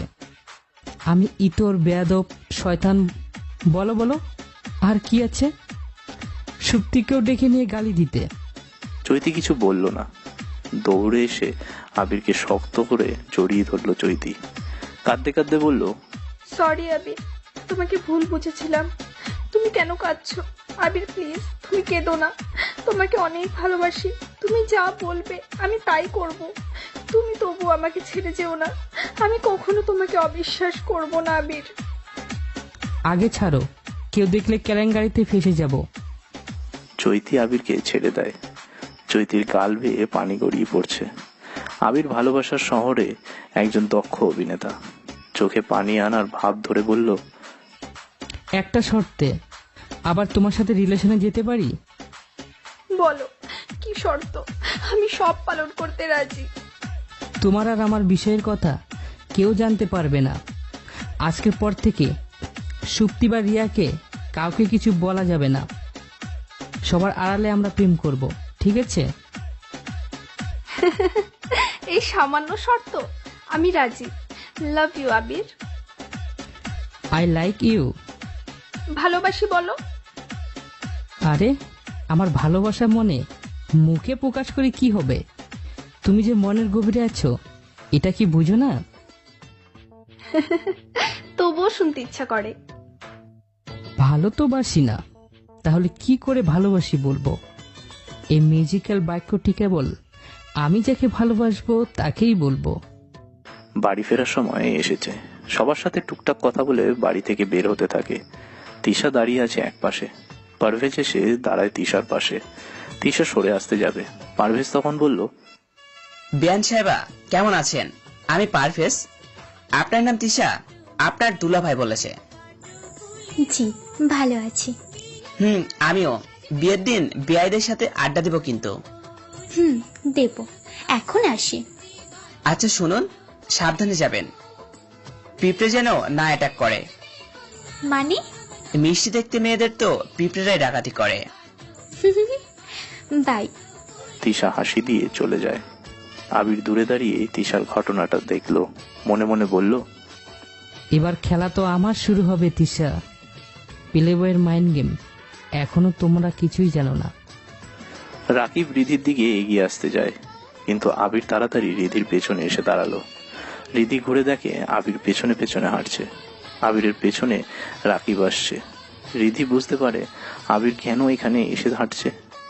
রিধিকে গাড়ির কাছে এগিয়ে দিয়ে আবির চলে আসবে, সে সময় রিধি বলে, এই আবির সাহেব শুনুন। জি। ধন্যবাদ। ধন্যবাদ কেন? আমি কিন্তু জানি আপনি কেন দুলা ভাইয়ের বন্ধুদের চোখে হলুদ লাগিয়ে দিয়েছিলেন। ঠিক হয়েছে। আবির মুচকি হাসলো। মেয়েরা সবাই গাড়িতে উঠে গিয়েছে। ড্রাইভার গাড়ি টান দিয়ে বের হয়ে যায়। আবির মনে মনে বলে, রীতি কি তাহলে আমার উপর নজর রাখে? যাক, আমি যা চাচ্ছি সেটা হতে পেতে যাচ্ছি। তানজিম, অব্র আর নিশাদ বাইক নিয়ে এগিয়ে যায়। আবিরের জুতো ছিল ভেতরে। জুতো খুঁজতে এসে একটু দেরি হয়ে গেল আবিরের। আবির জুতো পরে নিয়ে বাইরে আসে। অব্রদের কাউকেই দেখতে পায় না আবির। বাইকের উপর বসে সেলফ স্টার্ট দিতে যাবে, এমন সময় রাকিব এসে বাইকের সামনে দাঁড়ায়। পাশে এসে দাঁড়ালো পারভেজ। আবিরকে রাকিব বলল, তুই যা করছিস তা কেবল আত্মীয় খাতিরে ছেড়ে দিচ্ছি, কিন্তু পরের বার সেটা সুযোগ দেব না। কেন তোকে কথাগুলো বলছি সেটা ভালোভাবেই বুঝতে পারছিস, তাই ভালোভাবেই বলছি, রিদি কিংবা তিশার আশেপাশে যেন তোকে না দেখি আমি, না হলে এর ফল কিন্তু ভালো হবে না। তুই চিনিসও না আমরা কে। হুমকিটা ভালোই লাগলো ব্রো। একটা কথা কি জানো, নিজের এলাকায় সবাই বাঘ, কিন্তু আমি সব এলাকায় বাঘ। দেখা হবে আর খেলাও হবে। টাটা। আবির বাইক স্টার্ট দিয়ে সেখান থেকে বেরিয়ে চলে আসলো। রাকিব সাথে সাথেই সুজন ভাইকে ফোন দেয়। সুজন ভাই হলো বেশ কয়েকটি এলাকার বাজার পর্যায়ের গ্যাং লিডার, বড় একজন মাস্তানও তিনি।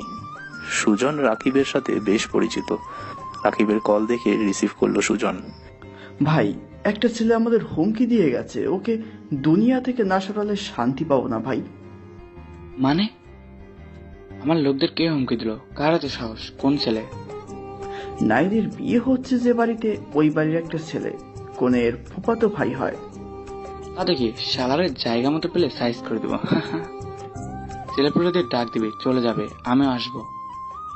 ওকে ভাই, বিয়েতে তো আপনার দাওয়াত আছে, সেদিন দেখবেন বেটাকে। রাখি এখন। আচ্ছা। রাকিব ফোন কেটে দিল। আবিরের উপর রেগে আছে দুজন, কিন্তু আবিরের এসবে কিছুই আর যায় আসে না। এদিকে মিম ব্যালকনিতে দাঁড়িয়ে আবিরকে নিয়ে ভাবছে, কে ছেলেটা? নাম তো জানি না, কোনের কি হয় সেটাও তো খোঁজ নেওয়া হয়নি। কেমন যেন নেশা ধরানোর মতো এলো, আবার চলেও গেল। ধুর, একটা মেয়ে হয়ে প্রথম দেখায় কোনো ছেলেকে নিয়ে ভাবছি। ইস, পাবলিক জানতে পারলে হাসাহাসি করবে। Abir Yamaha 15BM movie star edition 150cc বাইকটা পিক আপ তুলে অব্রদের কাছে আসলো। আবিরকে দেখে অব্র বলল, কোথায় ছিলি তুই? জুতো আনতে গিয়েছিলাম। তোর মুখে নিশাতের মতো রং লেগে আছে কেন? নিশাতের ইভার মতো কি তোকে অন্য কেউ ধরেছে নাকি? নিশাতের ইবা মানে? নিশাত তো তোর ট্রিক্স কাজে লাগিয়ে ইভার নাম্বার ম্যানেজ করে এনেছে, কিন্তু নিশাত কল দেবে না। কলে কি কথা বলবে সেটাই ভেবে পাচ্ছে না। হাহা, মেয়েদেরকে দূর থেকে ছেলেরা অনেক বেশি ভালোবাসতে পারে, কিন্তু কাছে আসার পর ছেলেরা কথাই খুঁজে পায় না। তবে মেয়েরা দূর থেকে যাকে ভালোবাসে তাকে অনেক বেশি ভালোবাসে, যার পরিমাপ করা যায় না। কল দিস, এমনিতে কথা বলতে পারবি। ওরা চারজন বাইক চালাতে থাকে। বাড়ির দিকে যাচ্ছে ওরা। তারপর বাড়ির উঠোনে সবাই বসে আছে। প্যান্ডেল সাজানোর কাজ প্রায় শেষ, কালকে বাকিটুকু করলেই হয়ে যাবে। বাড়ির বাইরেও বড় প্যান্ডেল করানো হচ্ছে। কারণ এই বিয়েতে গ্রামের প্রায় সব ধরনের লোকদের দাওয়াত, বিশেষ করে গরিব লোকদেরকে নীরব সাহেব আর আশরাফ সাহেব দাওয়াত করেছে। আবির বাইক থেকে নামলো। আবিরের ফোন বেজে উঠল। তাকিয়ে দেখে ওর আম্মুর নাম্বার। হ্যালো আম্মু, কি করো, কেমন আছো?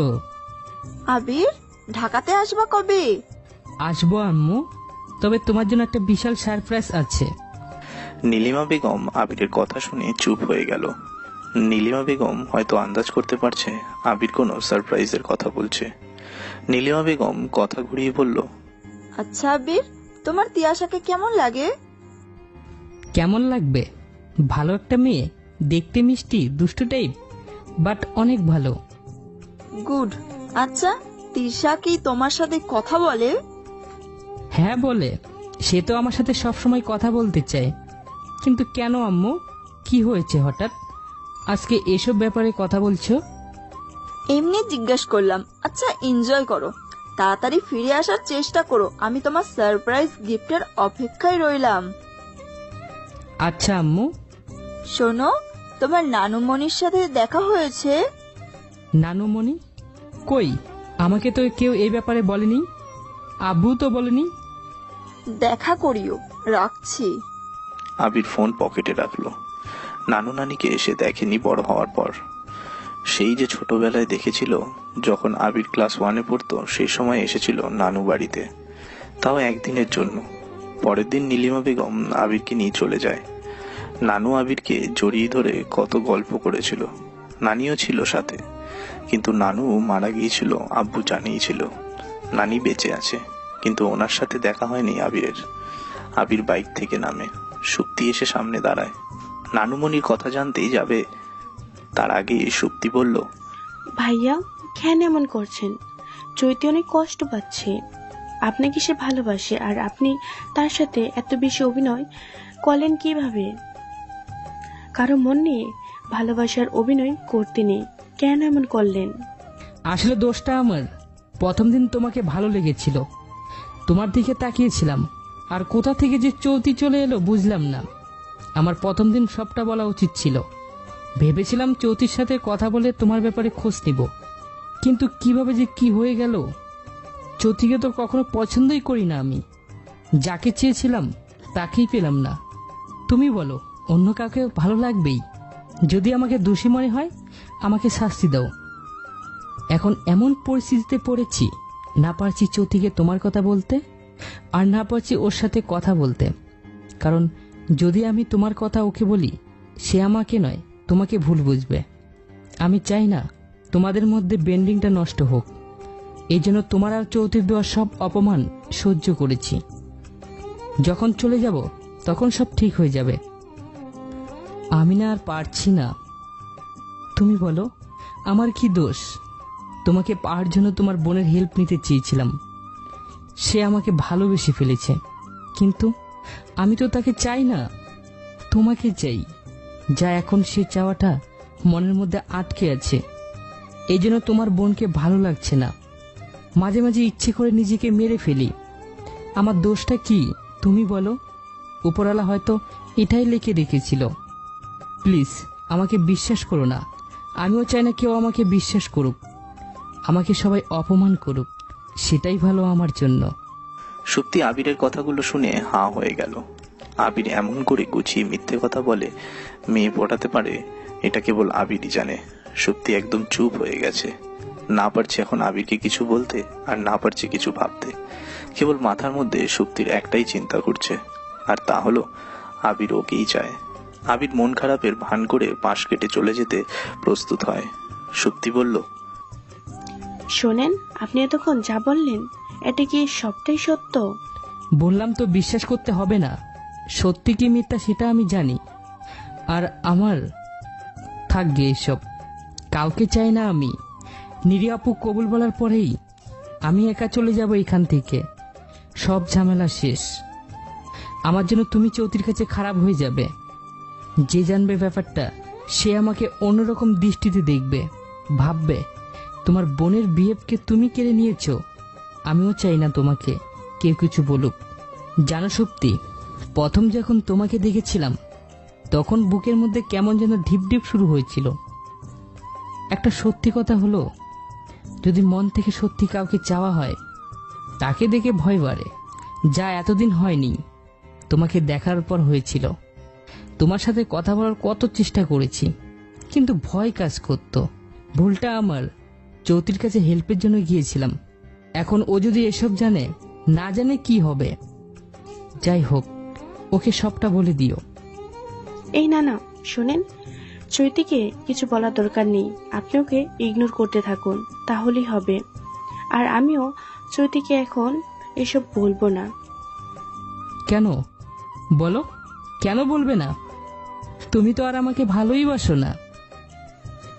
সেটা সময় হলে জানতে পারবেন, তবে প্রমিস করেন কেউ যেন আপনার আর আমার কথা জানতে না পারে। ওকে সত্যি, আজ না অনেক হ্যাপি লাগছে। যাকে এতদিন দূর থেকে চেয়েছি, তাকে পেতে যাচ্ছি। ইস, কি যে খুশি লাগছে। হয়েছে, শুনুন তো।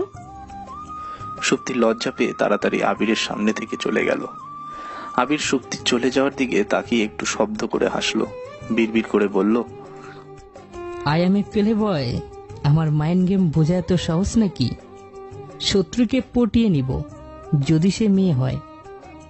আবির ওর নানুমণির খোঁজে এদিকে সেদিকে যেতে থাকে, কিন্তু কাউকে জিজ্ঞেস করার মতো পাচ্ছে না কেউ। হঠাৎ দেখে রিদি দাঁড়িয়ে আছে। আবির একটু কাছে যেতে রিদিকে ডাক দেয়। রিদি, কিছু বলবেন? হ্যাঁ, আমার নানুমণি কোথায় থাকে জানেন? ওনার সাথে দেখা করব। ওকে, চলুন। রিদির সাথে আবির যেতে থাকে। 3 তলার ফ্ল্যাটে এসে থামলো রিদি। আবির বলল, উনি কি এখানেই থাকে? না, 4 তলায় থাকে। তবে আমি আর যেতে পারবো না, অনেক কষ্ট হচ্ছে। আর সিঁড়ি ডিঙিয়ে যেতে পারবো না আমি।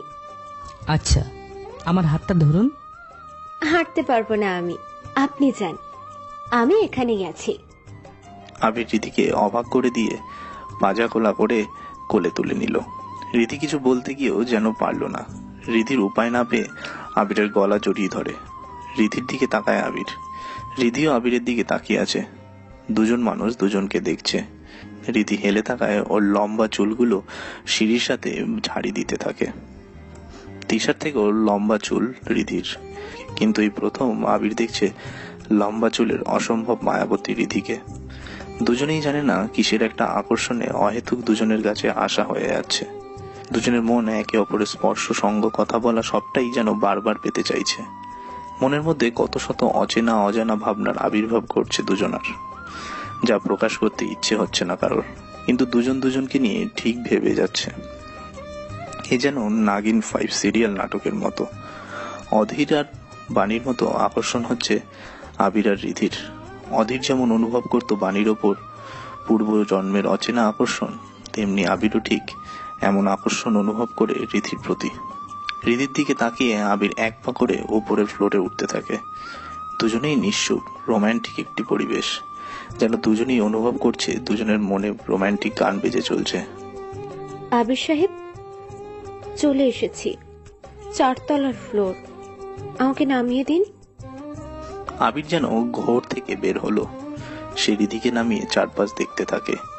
এতক্ষণ সে চারপাশ না তাকিয়ে কেবলমাত্র রিধির দিকে তাকিয়ে সিঁড়ি ডিঙিয়ে ওপরে এসেছে। আবির একবার সিঁড়ির দিকে তাকায়, আর একবার রিধির দিকে তাকায়। রিধি বলল, কি মিস্টার, কি ভাবছেন? এতক্ষণ সিঁড়ির দিকে না তাকিয়ে কিভাবে হেঁটে এলেন? ইয়ে না, মানে নানুমণি কোথায় থাকে? চলেন, সবশেষে রুমটাতে উনি। আবির তাড়াতাড়ি রুমটার দিকে এগিয়ে যায়। রুমের দরজা আধা খোলা হয়ে আছে। আবির গিয়ে দরজা ঠেলে ভেতরে ঢুকলো। একজন বৃদ্ধা মহিলা বিছনায় শুয়ে আছে।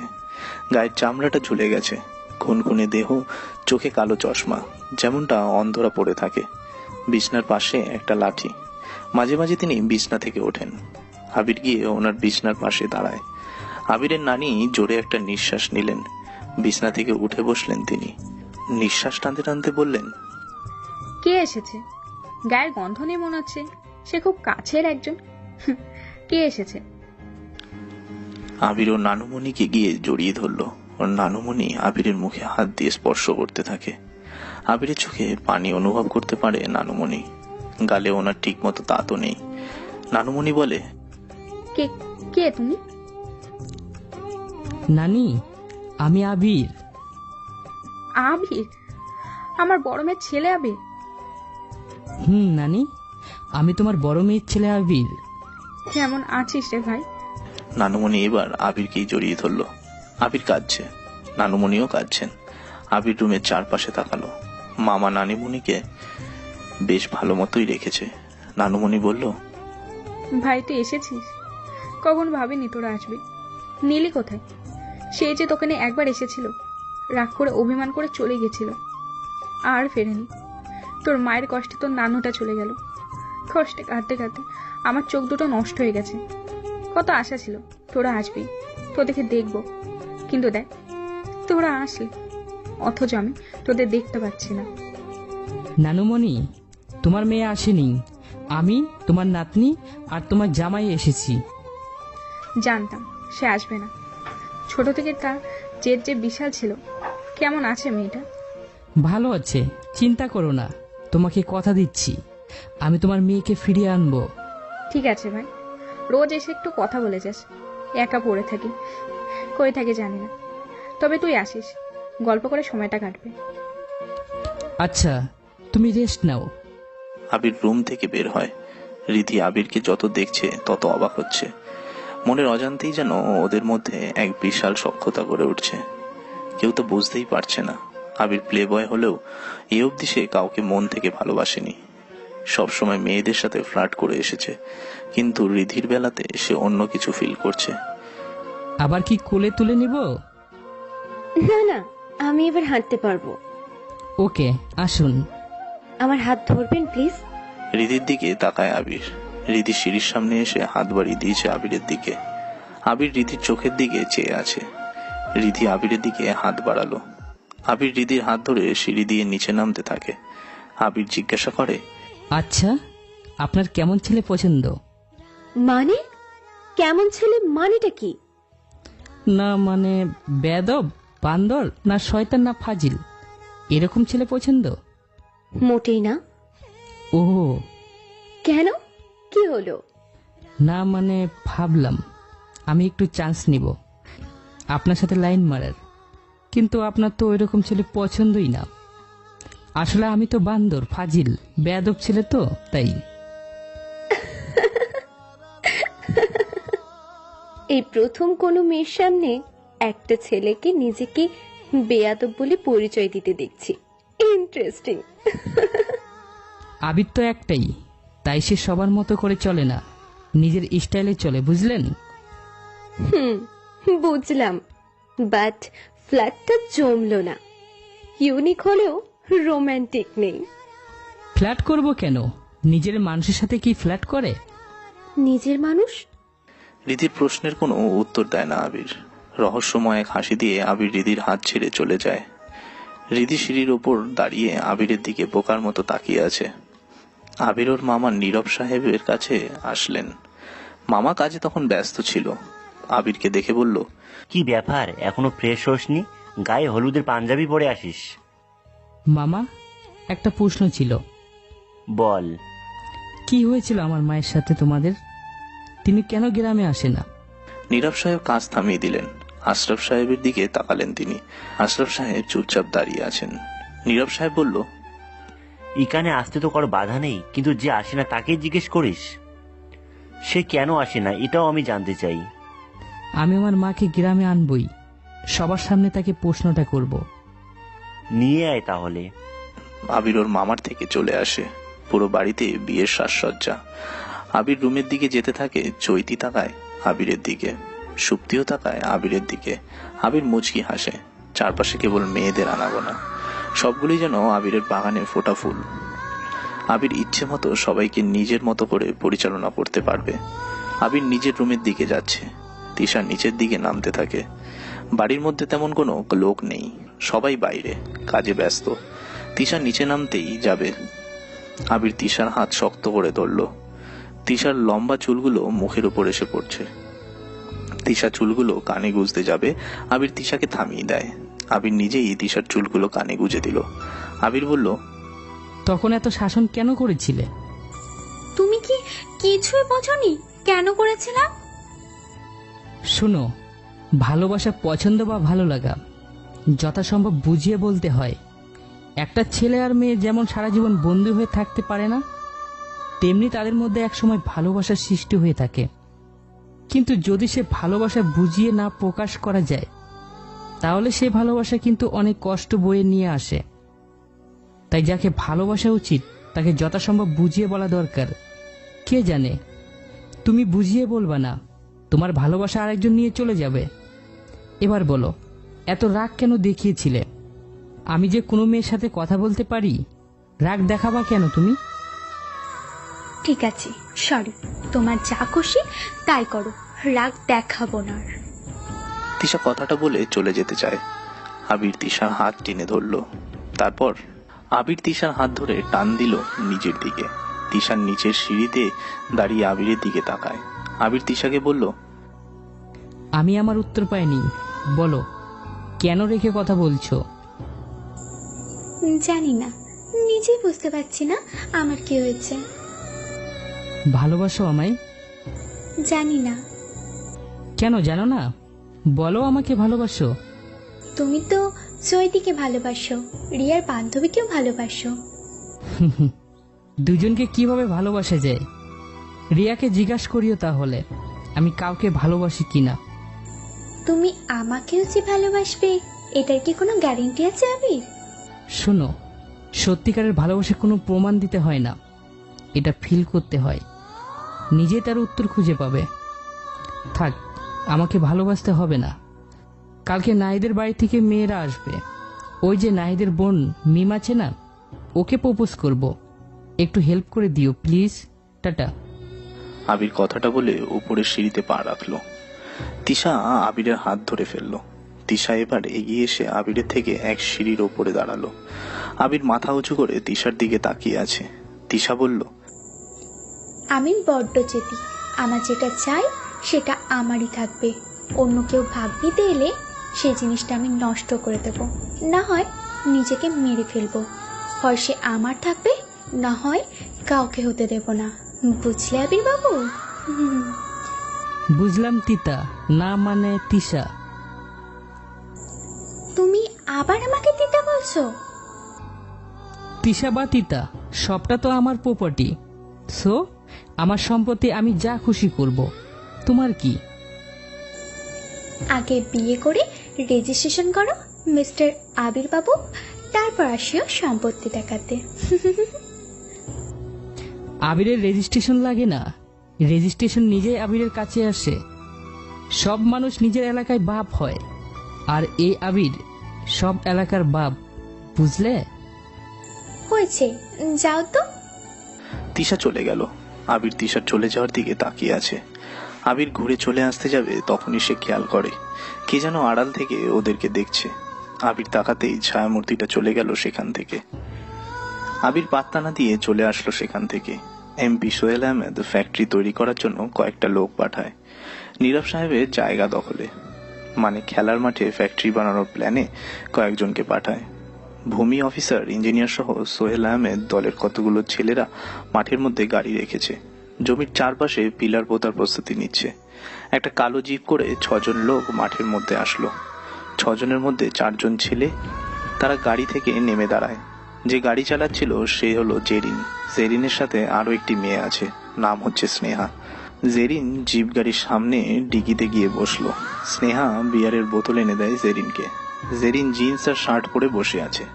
স্নেহার থেকে বিয়ারের বোতল নিয়ে চিপি খুলে খেতে থাকে। কয়েক ডোক খাওয়ার পর জিপ থেকে নেমে দাঁড়ায়। জায়গাটা আমার বাবা নিয়ে নিয়েছে, আপনাদের কোনো সমস্যা নেই, আপনারা কাজ শুরু করেন, আর আমি আছি এখানে, দেখি কে ঝামেলা করে। নীরব আর আশরাফ সাহেব বিয়ের ব্যস্ততায় বাড়িতে কাজ করছে। অব্র, তানজিম আর নিশাদ নীরব সাহেবের বাড়ির দিকে আসছিল। দূর থেকে দেখে ওদের খেলার মাঠে লাল ব্ল্যাক পুঁতে পিলার বসানো হচ্ছে। অব্র আর তানজিম দৌড়ে মাঠের দিকে আসে। নিশাদ বাড়ির মধ্যে প্রবেশ করে নীরব সাহেবদের ডাকে। অব্র আর তানজিম জেরিনের সামনে আসে। অব্রের দিকে জেরিন তাকায়। ছেলেরা অব্রকে ধরতে যাবে, জেরিন হাত উঠিয়ে থামিয়ে দেয়। অভ্র বলল, এইসব কি হচ্ছে জেরিন? কি করছো তুমি? এটা আমাদের খেলার মাঠ, আর এটা নীরব আঙ্কেলের নিজের জায়গা। তিনি খেলার জন্য আমাদেরকে দিয়েছে। এসব কিছু সরিয়ে বাড়িতে ফিরে যাও। জেরিন বিয়ারের বোতল থেকে বিয়ার মুখে ঢেলে নিল, এরপর কুলি করে অভ্রের মুখের উপর ফেলল। তানজিম এগিয়ে আসতে যাবে, কয়েকটা ছেলে তখনই তানজিমকে গিয়ে ঘিরে ফেলল। শরীফ এসে তানজিমের মুখে একটা ঘুষি দিয়ে বলল, এই মাঠেই তোদেরকে কব্বর দিব, বুঝলি? চুপচাপ চলে যা। কেন যাব? আমাদের মাঠ, আমরা অন্যায়ভাবে দখল নিতে দেব না। আরো দুটো ছেলে এসে অভ্রকে চেপে ধরল। জেরিন হকি স্টিক নিয়ে এসে অভ্রের পায়ে জোরে একটা বাড়ি দেয়। অভ্র মাটিতে পড়ে যায়। তানজিমকেও ফেলে দেওয়া হয়। নীরব আর আশরাফ সাহেব দৌড়ে আসে খেলার মাঠে। নীরব সাহেব এসেই পিলার পোতা বাধা দেয়, মাটি থেকে তুলে ফেলে দিতে থাকে। আশরাফ সাহেব বলল, এসব কি? তোমাদেরকে কে পাঠিয়েছে এসব করতে? বেরিয়ে যাও এখান থেকে, না হলে সবগুলোকে জেলে পুরে দেব। ওই আঙ্কেল, আমি বলেছি এসব করতে, কারণ আমার বাবার জায়গাটা এখন অনেক প্রয়োজন, তাই চুপচাপ চলে যান। তোমার সাহস কি করে হয় আমার জমি দিয়ে এসে অর্ডার করেন? দেখো, বাড়িতে বিয়ে চলছে, আমি চাই না এইসব জমি নিয়ে ঝামেলা করতে। চলে যাও বলছি। হে আঙ্কেল, আস্তে। এর আগে বাবার সাথে অনেক কথা বলেছেন। আপনি না জমি বিক্রি করবেন না বাবাকে দেবেন, তাই তো আদায় করে নিতে হবে। আমি আবার যা চাই সেটা আদায় করে ছাড়ি। জোর করে আদায় করতে বেশ মজাই লাগে। সেধে পড়ে জিনিসের গুরুত্ব থাকে না boss. So go to home. Nirob সাহেব জেরিনের দিকে এগিয়ে আসে। জেরিন সব ছেলেদেরকে ইশারা করে নীরবকে আটকাতে শরীফ নীরব সাহেবকে মারতে যাবে, তখনই অভ্র এসে সামনে দাঁড়ায়। হাত দিয়ে সেটা ঠেকিয়ে শরীফকে একটা ঘুষি দেয়। শরীফ রেগে গিয়ে কোমর থেকে ছুরি বের করলো। ছুরি দিয়ে অভ্রকে আঘাত করতে যাবে, অভ্র তখনই সরে যায়, আর ছুরিটা গিয়ে অভ্রের হাতে লাগে, বেশ খানিকটা কেটে যায়। আশরাফ সাহেব পুলিশকে ফোন দেয়। জেরিন গাড়ির ওপর এসে বসলো। জেরিন হলো সোহেল আহমেদের ছোট মেয়ে। দুটো ছেলেও আছে সোহেলের। সোহেল আহমেদ ক্ষমতার বলে এমপি হয়েছে। এর আগে অভ্র বাবা ছিল এমপি। সোহেলের বড় ছেলে আইন বিভাগে নিয়ে পড়াশোনা করে একজন বিশাল উকিল হয়েছে। এই জন্য সোহেল ইচ্ছে মতো অনেক জমি নকল কাগজ বানিয়ে নিজের করে নিয়েছে। মেজ ছেলে থাকে দেশের বাইরে বিজনেস করে, আর ছোট মেয়ে জেরিন ওর বাবার মতোই হয়েছে। যা মন চায় ঠিক ওটাই করবে জেরিন। যার কাছে যে জিনিসগুলো ভালো লাগবে জেরিন তার থেকে সেটাই কেড়ে নেবে। সবকিছুতেই ক্ষমতা দেখায় জেরিন। আজকেও তার ব্যতিক্রম নয়। জেরিনের এমন বাজে ব্যবহারের জন্য অনেকেই অপছন্দ করে তাকে। এলাকার প্রায় সব লোক মাঠে এসে জড়ো হয়েছে। নীরব সাহেবদের বাড়ির সব লোক এসে হাজির। কেউ কোনো কথা বলছে না। রাহুল সাহেব আবিরকে ফোন দেয়, কিন্তু আবির ফোন রেখে ওয়াশরুমে বসে ওর মা নীলিমা বেগমের কথা ভাবছে। কি এমন হয়েছিল যেটা ওকে কেউ বলছে না? আর কেন তার মা এখানে আসে না? একটা অচেনা রহস্য রয়েছে তাতে, যা আবির জানতে চায়। রাহুল সাহেব নিশাদকে ডাক দেয়। নিশাদ কাছে এসে দাঁড়ালো। রাহুল সাহেব বলল, আবির কোথায়? হয় তাকে এখনই ডাকো, না হয় তাকে এখানে আসতে আটকাও। যে কোনো একটা করো, না হলে আবির আসলে এখানে বড় কিছু হবে। তাকে যদি পারো এখনই ডাকো, আর না হলে পরে তাকে কিছু বলার দরকার নেই। সে কোথায় দেখো। আচ্ছা আঙ্কেল, আমি দেখছি। জেরিন আশরাফের দিকে তাকালো, হাসতে হাসতে বলল, চেয়ারম্যান সাহেব, পুলিশ ডেকে কোনো লাভ নেই। থানার পুলিশ আমার দু পকেটে গোজা থাকে। চলে যান আপনারা। এখনো ভদ্রভাবেই বলছি, আমি যদি বেয়াদবি করি তাহলে সেটা হজম করতে পারবেন না। দেখো জেরিন, তুমি অন্যায় করছো। আমরাও চাই না তুমি এসবের মধ্যে থাকো। চুপ! আর একটা কথা বললে সোজা ওপরে পাঠিয়ে দেব। আসুক পুলিশ, ওদেরকে এখন কিছুই বলবি না। পুলিশের সামনে ওদের সবগুলোকে পেটাবো। নিশাদ আবিরের রুমের দরজার পাশে এসে দাঁড়ালো। আবির ওয়াশরুম থেকে বেরিয়ে প্যান্ট পরছে। দরজায় জোরে কড়া নাড়ার শব্দ পেল আবির। আবির বলল, কে এভাবে দরজা ধাক্কায় নাকি? আবির বের হ, সব শেষ হয়ে গেল। ও তুই দাঁড়া, আসছি। আবির প্যান্ট পরে নিল। খালি গলায় দরজা খুলে দিল আবির। নিশাদ আবিরের সিক্স প্যাক বডির দিকে তাকিয়ে থাকে। কিন্তু সেটা কয়েক সেকেন্ডের জন্য। নিশাত বলা শুরু করে দিল, সেদিন তুই যাদেরকে পিটিয়েছিলি তোর মামার বাড়ির সামনে, শরীফ নাম, মনে আছে তোর? তো কি হয়েছে? পুলিশ আনছে নাকি? না, ওরা খেলার মাঠে পিলার বসাচ্ছে। অব্র আর তোর মামাকে মেরে মাঠেই ফেলে রেখেছে। কি? তুই যা, আমি আসছি। নিশাত দৌড়ে চলে যায়। আবির সাদা রঙের টি শার্ট পরে নিল। ফোন বের করে ডিসির কাছে ফোন দিল আবির। ফোন পকেটে গুজে বাইকের চাবি নিয়ে বের হলো। পুরো বাড়ি একদমই ফাঁকা। আবির নিচে নামলো। বাইকটা উঠোনের এক পাশে রাখা। একদিকে এক গাড়ি পুলিশ এসে হাজির। এলাকায় সব লোক এবার চারপাশে গোল হয়ে দাঁড়িয়ে দেখছে। পুলিশ এসে আশরাফ সাহেবকে সালাম দিল। আশরাফ সাহেব বলল, অফিসার, এদের সবগুলোকে থানায় ধরে নিয়ে যান। Okay sir. অফিসার এগিয়ে আসতে থাকে শরীফের দিকে। তখনই ওনার ফোন বেজে ওঠে। তাকিয়ে দেখে এমপি সাহেবের কল। অফিসার তাড়াতাড়ি ফোন রিসিভ করলো। ওপাশ থেকে এমপি সাহেব বলল, অফিসার, তোমার জন্য 3টে অফার আছে, কোনটা নিবা? প্রথমটা হলো টাকা, দ্বিতীয়টা হলো বহুদূর ট্রান্সফার, যেখানে কেউ যাইতে চায় না, আর তৃতীয়টা হলো তোমার লাশ। বলো কোনটা চুজ করবে তুমি? অবশ্যই প্রথমটা নেব। আমি কিছুই করব না স্যার, শুধু দেখছি এবার কে বাধা দেয়। অফিসার থেমে যায়, ঘুরে আশরাফ সাহেবের দিকে তাকালো, কড়া গলায় বলল, আপনি কেন সোহেল স্যারের কাজে বাধা দিচ্ছেন? আপনি নিজের কাজ করুন, যা হচ্ছে তা দেখতে থাকুন। কি বলেছিলাম আঙ্কেল, চুপচাপ চলে যেতে? শুনলেন না। তখন আর কি, আমারই তো কাজ করতে হবে। Don't mind uncle. জেরিন জিপের উপর থেকে নামলো। স্নেহা আরো একটি বিয়ারের বোতল বের করে দাঁড়ালো। এদিকে আবির বাইক স্টার্ট দিয়ে বাড়ির বাইরে বের হলো। নিশাত আর রাহুল সাহেব আবিরের দিকে তাকায়। তিশা, রীতি সবাই তাকালো আবিরের দিকে। রাহুল সাহেব নিশাতকে বলল, এবার ওরা গেল রে। নিশার সাথে সাথেই প্রশ্ন করে, কেন আঙ্কেল? দেখতে থাকো শুধু। আবির মাঠের প্রবেশের রাস্তায় বাইক নিয়ে এসে জোরে টান দেয়। খেলার মাঠে এসে জোরে পিক আপ তোলে।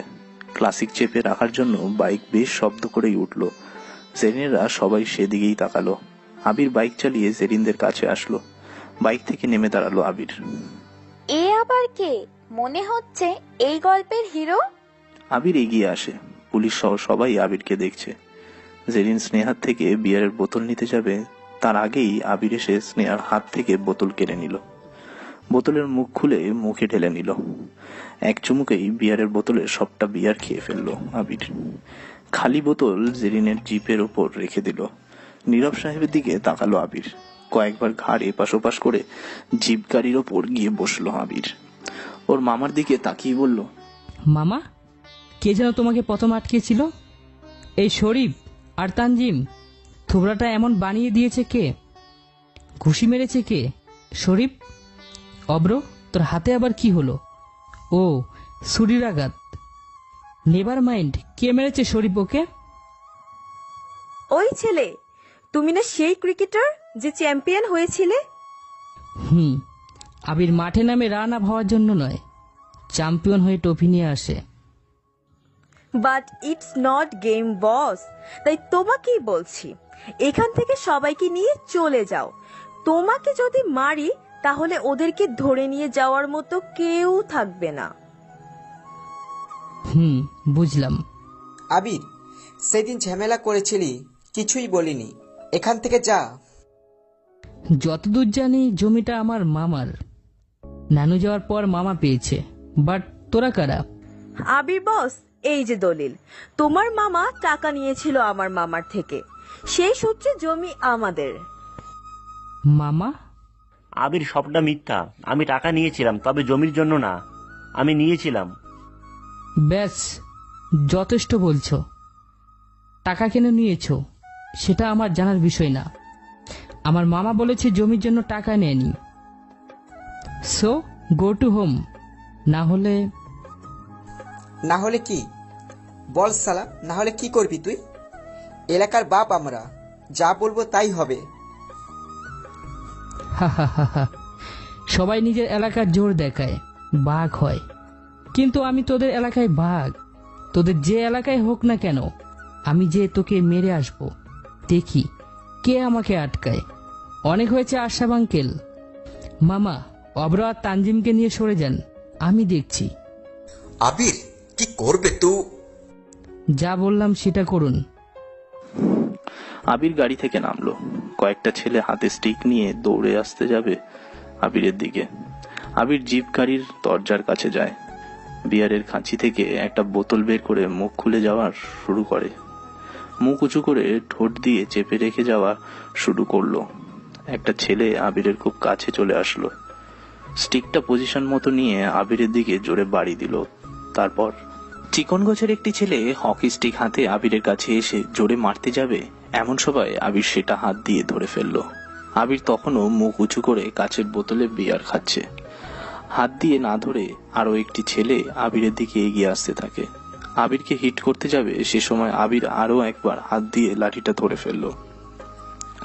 সবাই আবিরের অ্যাকশন সিনের দিকে তাকিয়ে আছে। রাহুল সাহেব নিশাদকে বলল, বললাম না এবার খেলা হবে, আমরা দর্শক এখন। নিশাদ সিটি বাজিয়ে উঠল। আবিরের বিয়ার খাওয়া শেষ হয়। একটা ছেলেকে গাড়ির সাথে জোরে ধাক্কা দিল। তারপর মুখ থেকে বোতল হাতে নিয়ে আর একটা ছেলের মাথায় মারে আবির। ছেলেটা মাটিতে পড়ে যায়। আবির জেরিনের কাছে আসে। নকল জমির দলিল জেরিনের থেকে কেড়ে নিল। সেটা ভাঁজ করে রুমাল বানিয়ে মুখ মুছতে শুরু করলো আবির। পুলিশ এগিয়ে আসছে দৌড়ে আবিরের দিকে। তখনই সে জেরিনের কোমরে থাকা পিস্তলটি টান দিয়ে নিয়ে ব্যাক এনে ট্রিগার ধরে পুলিশদের দিকে তাক করলো। পুলিশদের সামনে মাটিতে পরপর কয়েকটা গুলি চালালো আবির। পুলিশগুলো ভয়ে আর এগিয়ে আসে না। আবির শরীফের কাছে গিয়ে দাঁড়ালো। সামনে দাঁড়িয়ে শরীফের দিকে তাকিয়ে মুচকি হাসলো আবির। শরীফ গালি দিতে যাবে তার আগেই আবির কানের নিচে জোরে একটা থাবা বসিয়ে দেয়। শরীফ গিয়ে পিলারের সাথে ধাক্কা লেগে আবার ফিরে আসলো, যেন কোনো তামিল মুভির ফাইট সিন স্লো মোশনে চলছে। জেরিন ওর বাবাকে ফোন দেয়। কয়েক মিনিটের মধ্যে কিছু পুলিশ আসলো সেখানে। এসেই আবিরকে চারপাশ থেকে ওয়েপেন নিয়ে আটকে রাখে। নিশাত রাহুল সাহেবকে বলল, আঙ্কেল তাড়াতাড়ি নিয়ে যান, পুলিশেরা তো আবিরকে ধরে নিয়ে যাবে। আরে ধুর, রিল্যাক্স করো তো, পুলিশ ওকে থানায় নিয়ে যাবে এখন। এখান থেকে থানা যদি 20 মিনিটের রাস্তা হয় তাহলে যেতে 20 মিনিট। কিছুক্ষণ আবির পুলিশের সাথে কথা বলবে, সেখানে হয়তো সময় লাগবে 10 মিনিট। তারপর ওরাই গাড়িতে করে নিয়ে আসবে বাসায়, ফিরতে 20 মিনিট। মোট 1 ঘন্টার মধ্যেই আবির বাড়িতে চলে আসবে। সো প্যারা নাই, চিল। নিশাত আবিরের বাবার কথা শুনে বোকা হয়ে গেল। কি সাংঘাতিক পিতারে! ছেলে থানায় যাচ্ছে পুলিশের সাথে, অথচ পিতা হয়ে রাহুল সাহেব কোনো চিন্তাই নেই, যেন ওটা থানা না, আবিরের শ্বশুর বাড়ি। রাহুল সাহেব মাঠের মধ্যে আসলো। আবিরকে এসে একটা পুলিশি হাত করা পড়ালো, সাথে তানজিম আর অভ্রকেও ছাড়েনি। নীরব আর আশরাফ পুলিশকে কিছু বলার জন্য এগিয়ে আসতে যায়, কিন্তু রাহুল সাহেব ওনাদের সামনে এসে থামিয়ে দিল। নীরব সাহেবের দিকে তাকিয়ে রাহুল বলল, ভাই চিন্তা নাই, আপনারা বাড়িতে চলুন, সকাল থেকে কেউ খাননি, খাওয়া দাওয়া করবেন, আবিরকে নিয়ে ভাবতে হবে না। কিন্তু আবিরকে পুলিশ, বললাম তো এসব কিছুই ভাবতে হবে না ওকে নিয়ে। আর তানজিম অবরোধের কথাও ভাবা লাগবে না, পুলিশেরা ওকে বেশি হসপিটালিটি দেবে। কে জানি, চলুন তো আপনারা। রাহুল সাহেব আর নিশাত ওনাদেরকে নিয়ে চলে যায়। আবির নিশাতকে বাইকের চাবি দিল। জেরিনের লোকেরা সবাই গাড়িতে উঠে বসলো। জেরিন দাঁড়িয়ে আছে, আবিরের দিকে এক দৃষ্টিতে চেয়ে আছে। আবির জেরিনের দিকে তাকিয়ে চোখ মারে, একটা ফ্লাইং কিস ছুড়ে দেয়। জেরিন অবাক হয়ে তাকিয়ে আছে। আবিরের এমন আচরণ জেরিনকেই নয়, অনেকেরই অবাক করে দিয়েছে। কারণ এমন সিচুয়েশনে যে কেউ ভয়ে কান্নাকাটি শুরু করে দেবে, আর আবির সরাসরি জেরিনকে কিস ছুড়ে দেয়। আবিরদেরকে নিয়ে পুলিশ গাড়িতে উঠলো। আবির গাড়িতে ওঠে, জেরিনের দিকে তাকিয়ে বলল, বাই জানু। অব্রের হাত থেকে রক্ত বের হচ্ছে, কিন্তু আবিরের কাণ্ড দেখে সে না হেসে পারল না। হাসতে হাসতে বলল, ভাই থাম, অনেক হয়েছে, পুলিশের সামনে মেয়েটাকে টিজ করিস না। তুই পারিসও বটে রে। দেখো তো জেরিনকে আমার সাথে তোমাদের ভাবি হিসাবে মানাই নাকি। এই জানো, ফিরে এসে তোমাকে নিয়ে সোজা কাজী অফিসে যাব, বউ সেজে রেডি থাকো। বাই জানো। একটা পুলিশ আবিরকে ধমক দেয়। জেরিন হতবাক দৃষ্টিতে তাকিয়ে আছে। গাড়ি চলতে থাকে।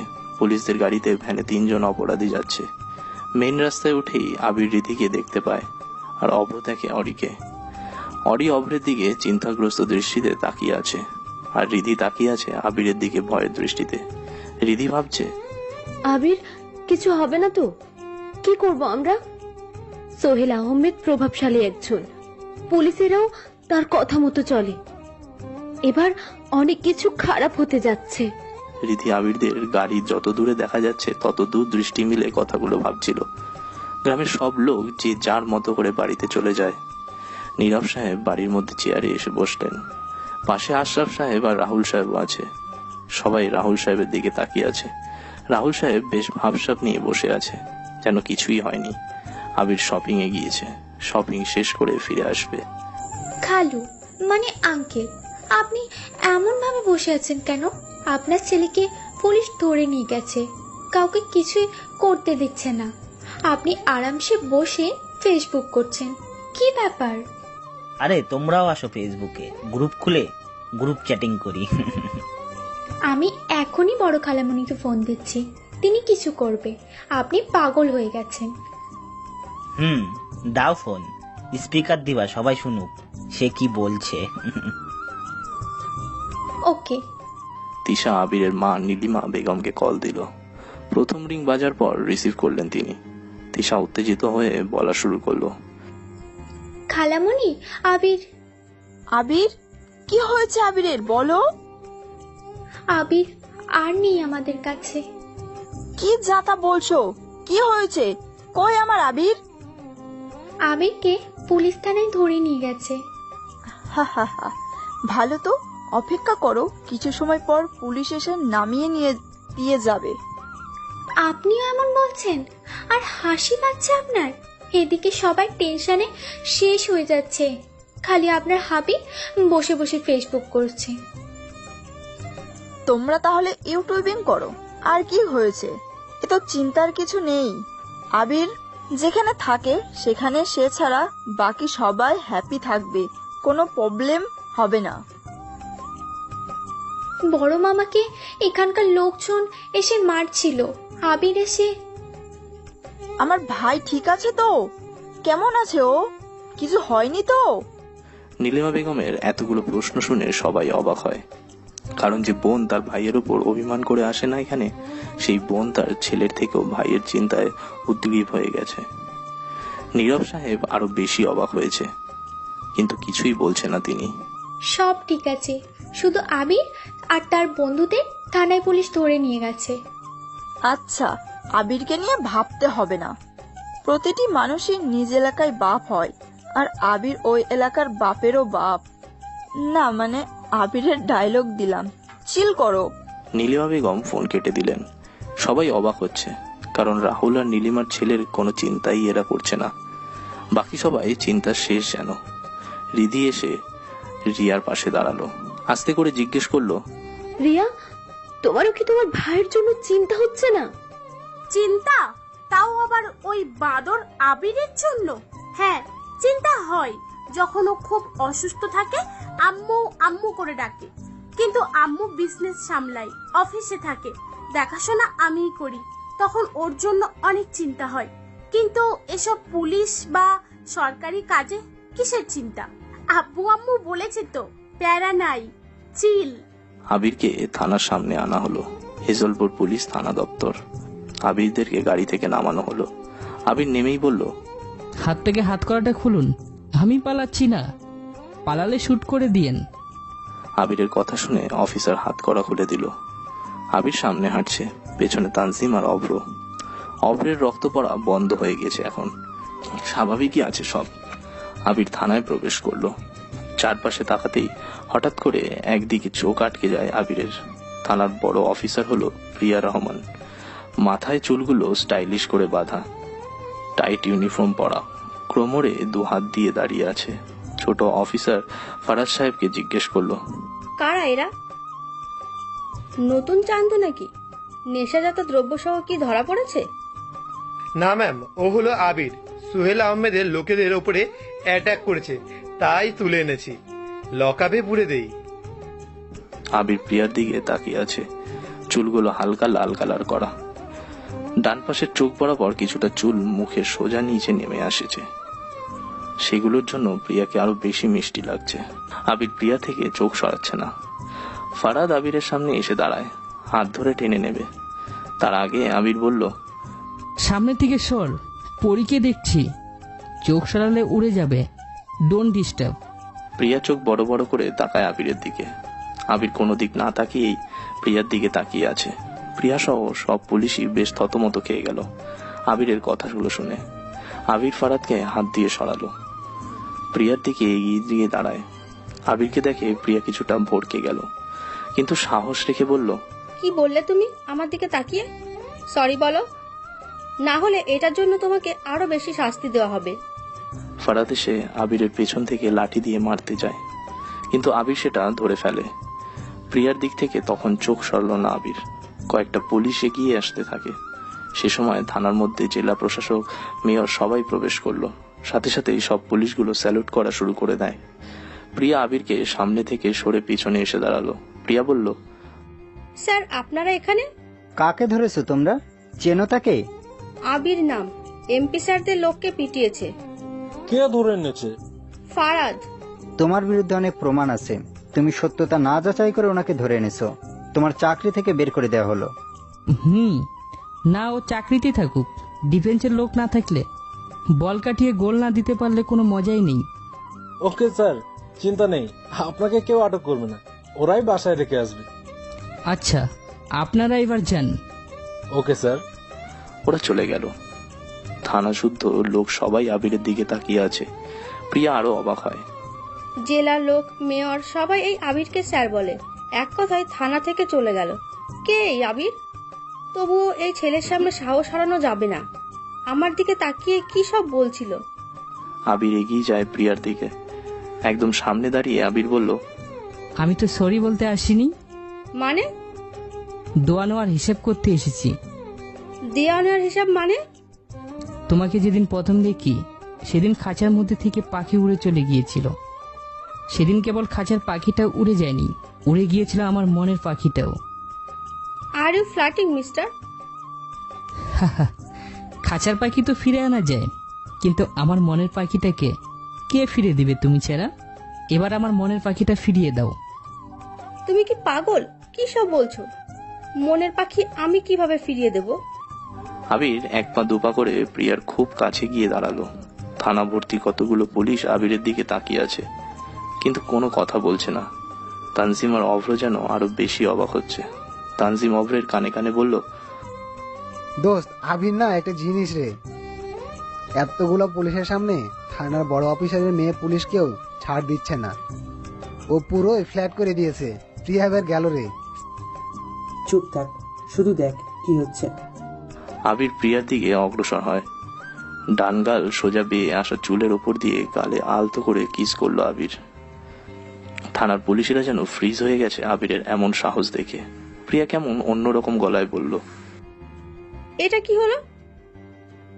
চোখের দিকে তাকিয়ে তোমার মন অবধি পৌঁছে যেতে পারি আমি। তোমার চোখের দিকে তাকিয়ে দেখছিলাম আমি। তোমার চোখের স্বপ্ন ছিল যে ছেলে প্রথম দেখায় তোমার মুগ্ধ হয়ে কিস করবে, তাকে তুমি ওই মায়াবী চোখে স্বপ্ন বানিয়ে বসিয়ে রাখবে। এসব কি বলছো? যে মন তোমার হরণে দুর্বল, সেখানে শুধু গর্দনা কেন, লিভার, কিডনি সবটাই দিয়ে দিব। শুধু হাড়টা তোমার জন্য রেখে দিব। বাই প্রিয়া। আবির প্রিয়ার হাত ধরল। পকেট থেকে একটা কার্ড বের করে প্রিয়ার হাতে দিয়ে আবির বেরিয়ে যায়। থানা থেকে বের হওয়ার আগে হাবিলদারদের থেকে থানার গাড়ির চাবিটা নিয়ে আসে। আবির প্রিয়ার দিকে তাকিয়ে একটা চোখ টিপ দিল, তারপর বেরিয়ে আসে থানা থেকে। প্রিয় বোকা বোকা দৃষ্টিতে তাকিয়ে থাকে আবিরের দিকে। থানার পুলিশগুলো প্রায় সব প্রিয়াকে গোল করে ধরে। ফারাদ বলল, ম্যাম থাকতে কিছু বললেন না কেন? প্রিয়া কার্ডটা ফারাদের দিকে বাড়িয়ে দেয়। ফারাদ দেখে আবির হলো বাংলাদেশের প্রধান বিচারপতি। তারপর ফারাদ বেরিয়ে আসে বাইরে। আবিরেরা দাঁড়িয়ে আছে। ফারাদ এসে স্যালুট দিয়ে বলল, স্যার কিছু মনে করবেন না, আমি কি আপনাদের পৌঁছে দিতে পারি? আচ্ছা সরি, আপনাদেরকে অনেক কষ্ট দিয়েছি। স্যার, আমি এখনই ডক্টর ডেকে আনছি, ওনার হাতে শুশ্রূষার ব্যবস্থা করে দিচ্ছি। গুড। ওরা গাড়ি নিয়ে হসপিটালে আসে। অভ্রকে নিয়ে ফারাদ ডাক্তারের কাছে যায়। এদিকে প্রিয়া ওর চেয়ারে বসে আছে। আবিরের কথাগুলো সে শুরু থেকে ভাবছে। আবির ছাড়া ওকে কখনো কেউ এভাবে বলেনি। কেমন যেন প্রিয়ার মনে আবিরের প্রতি মায়া জাগিয়ে দিয়েছে। নীরব সাহেব পাইচারি করছে। অভ্র আর তানজিমের বাবা ওনাদের বাড়িতে এসে বসে আছে। রাহুল সাহেব সবাইকে চিন্তা করতে বারণ করছে। তবু ছেলেরা না ফেরা অবধি সবাই চিন্তায় ভেঙে পড়ছে। কিছু সময় পর অভ্রকে সাথে নিয়ে বের হয় ফারাদ। ফারাদ গাড়ি চালাচ্ছে, ওরা তিনজন পেছনে বসে আছে। অভ্র আস্তে করে আবিরকে বলল, তুই প্রিয়াকে আগে থেকে জানতি? না, আজকেই প্রথম দেখলাম। পুলিশ তো, তাই একটু বেশি ফ্ল্যাট করলাম। পুলিশ তো কি হয়েছে, মেয়ে তো নাকি? আর যেখানে মেয়ে আছে সেখানে আবিরের প্লে বয় গেম তো শুরু হবেই। তুই জিনিয়াস মজনু রে, তুই জিনিয়াস মজনু। এখন যদি প্রিয়া তোর কথায় ফেসে প্রেমে পড়ে তাহলে? কারো প্রেমে পড়াটা একান্ত নিজের প্রবলেম, আমার কি আসে যায়। বুঝেছি। ওরা বাড়ির দিকে আসতে থাকে। তারপর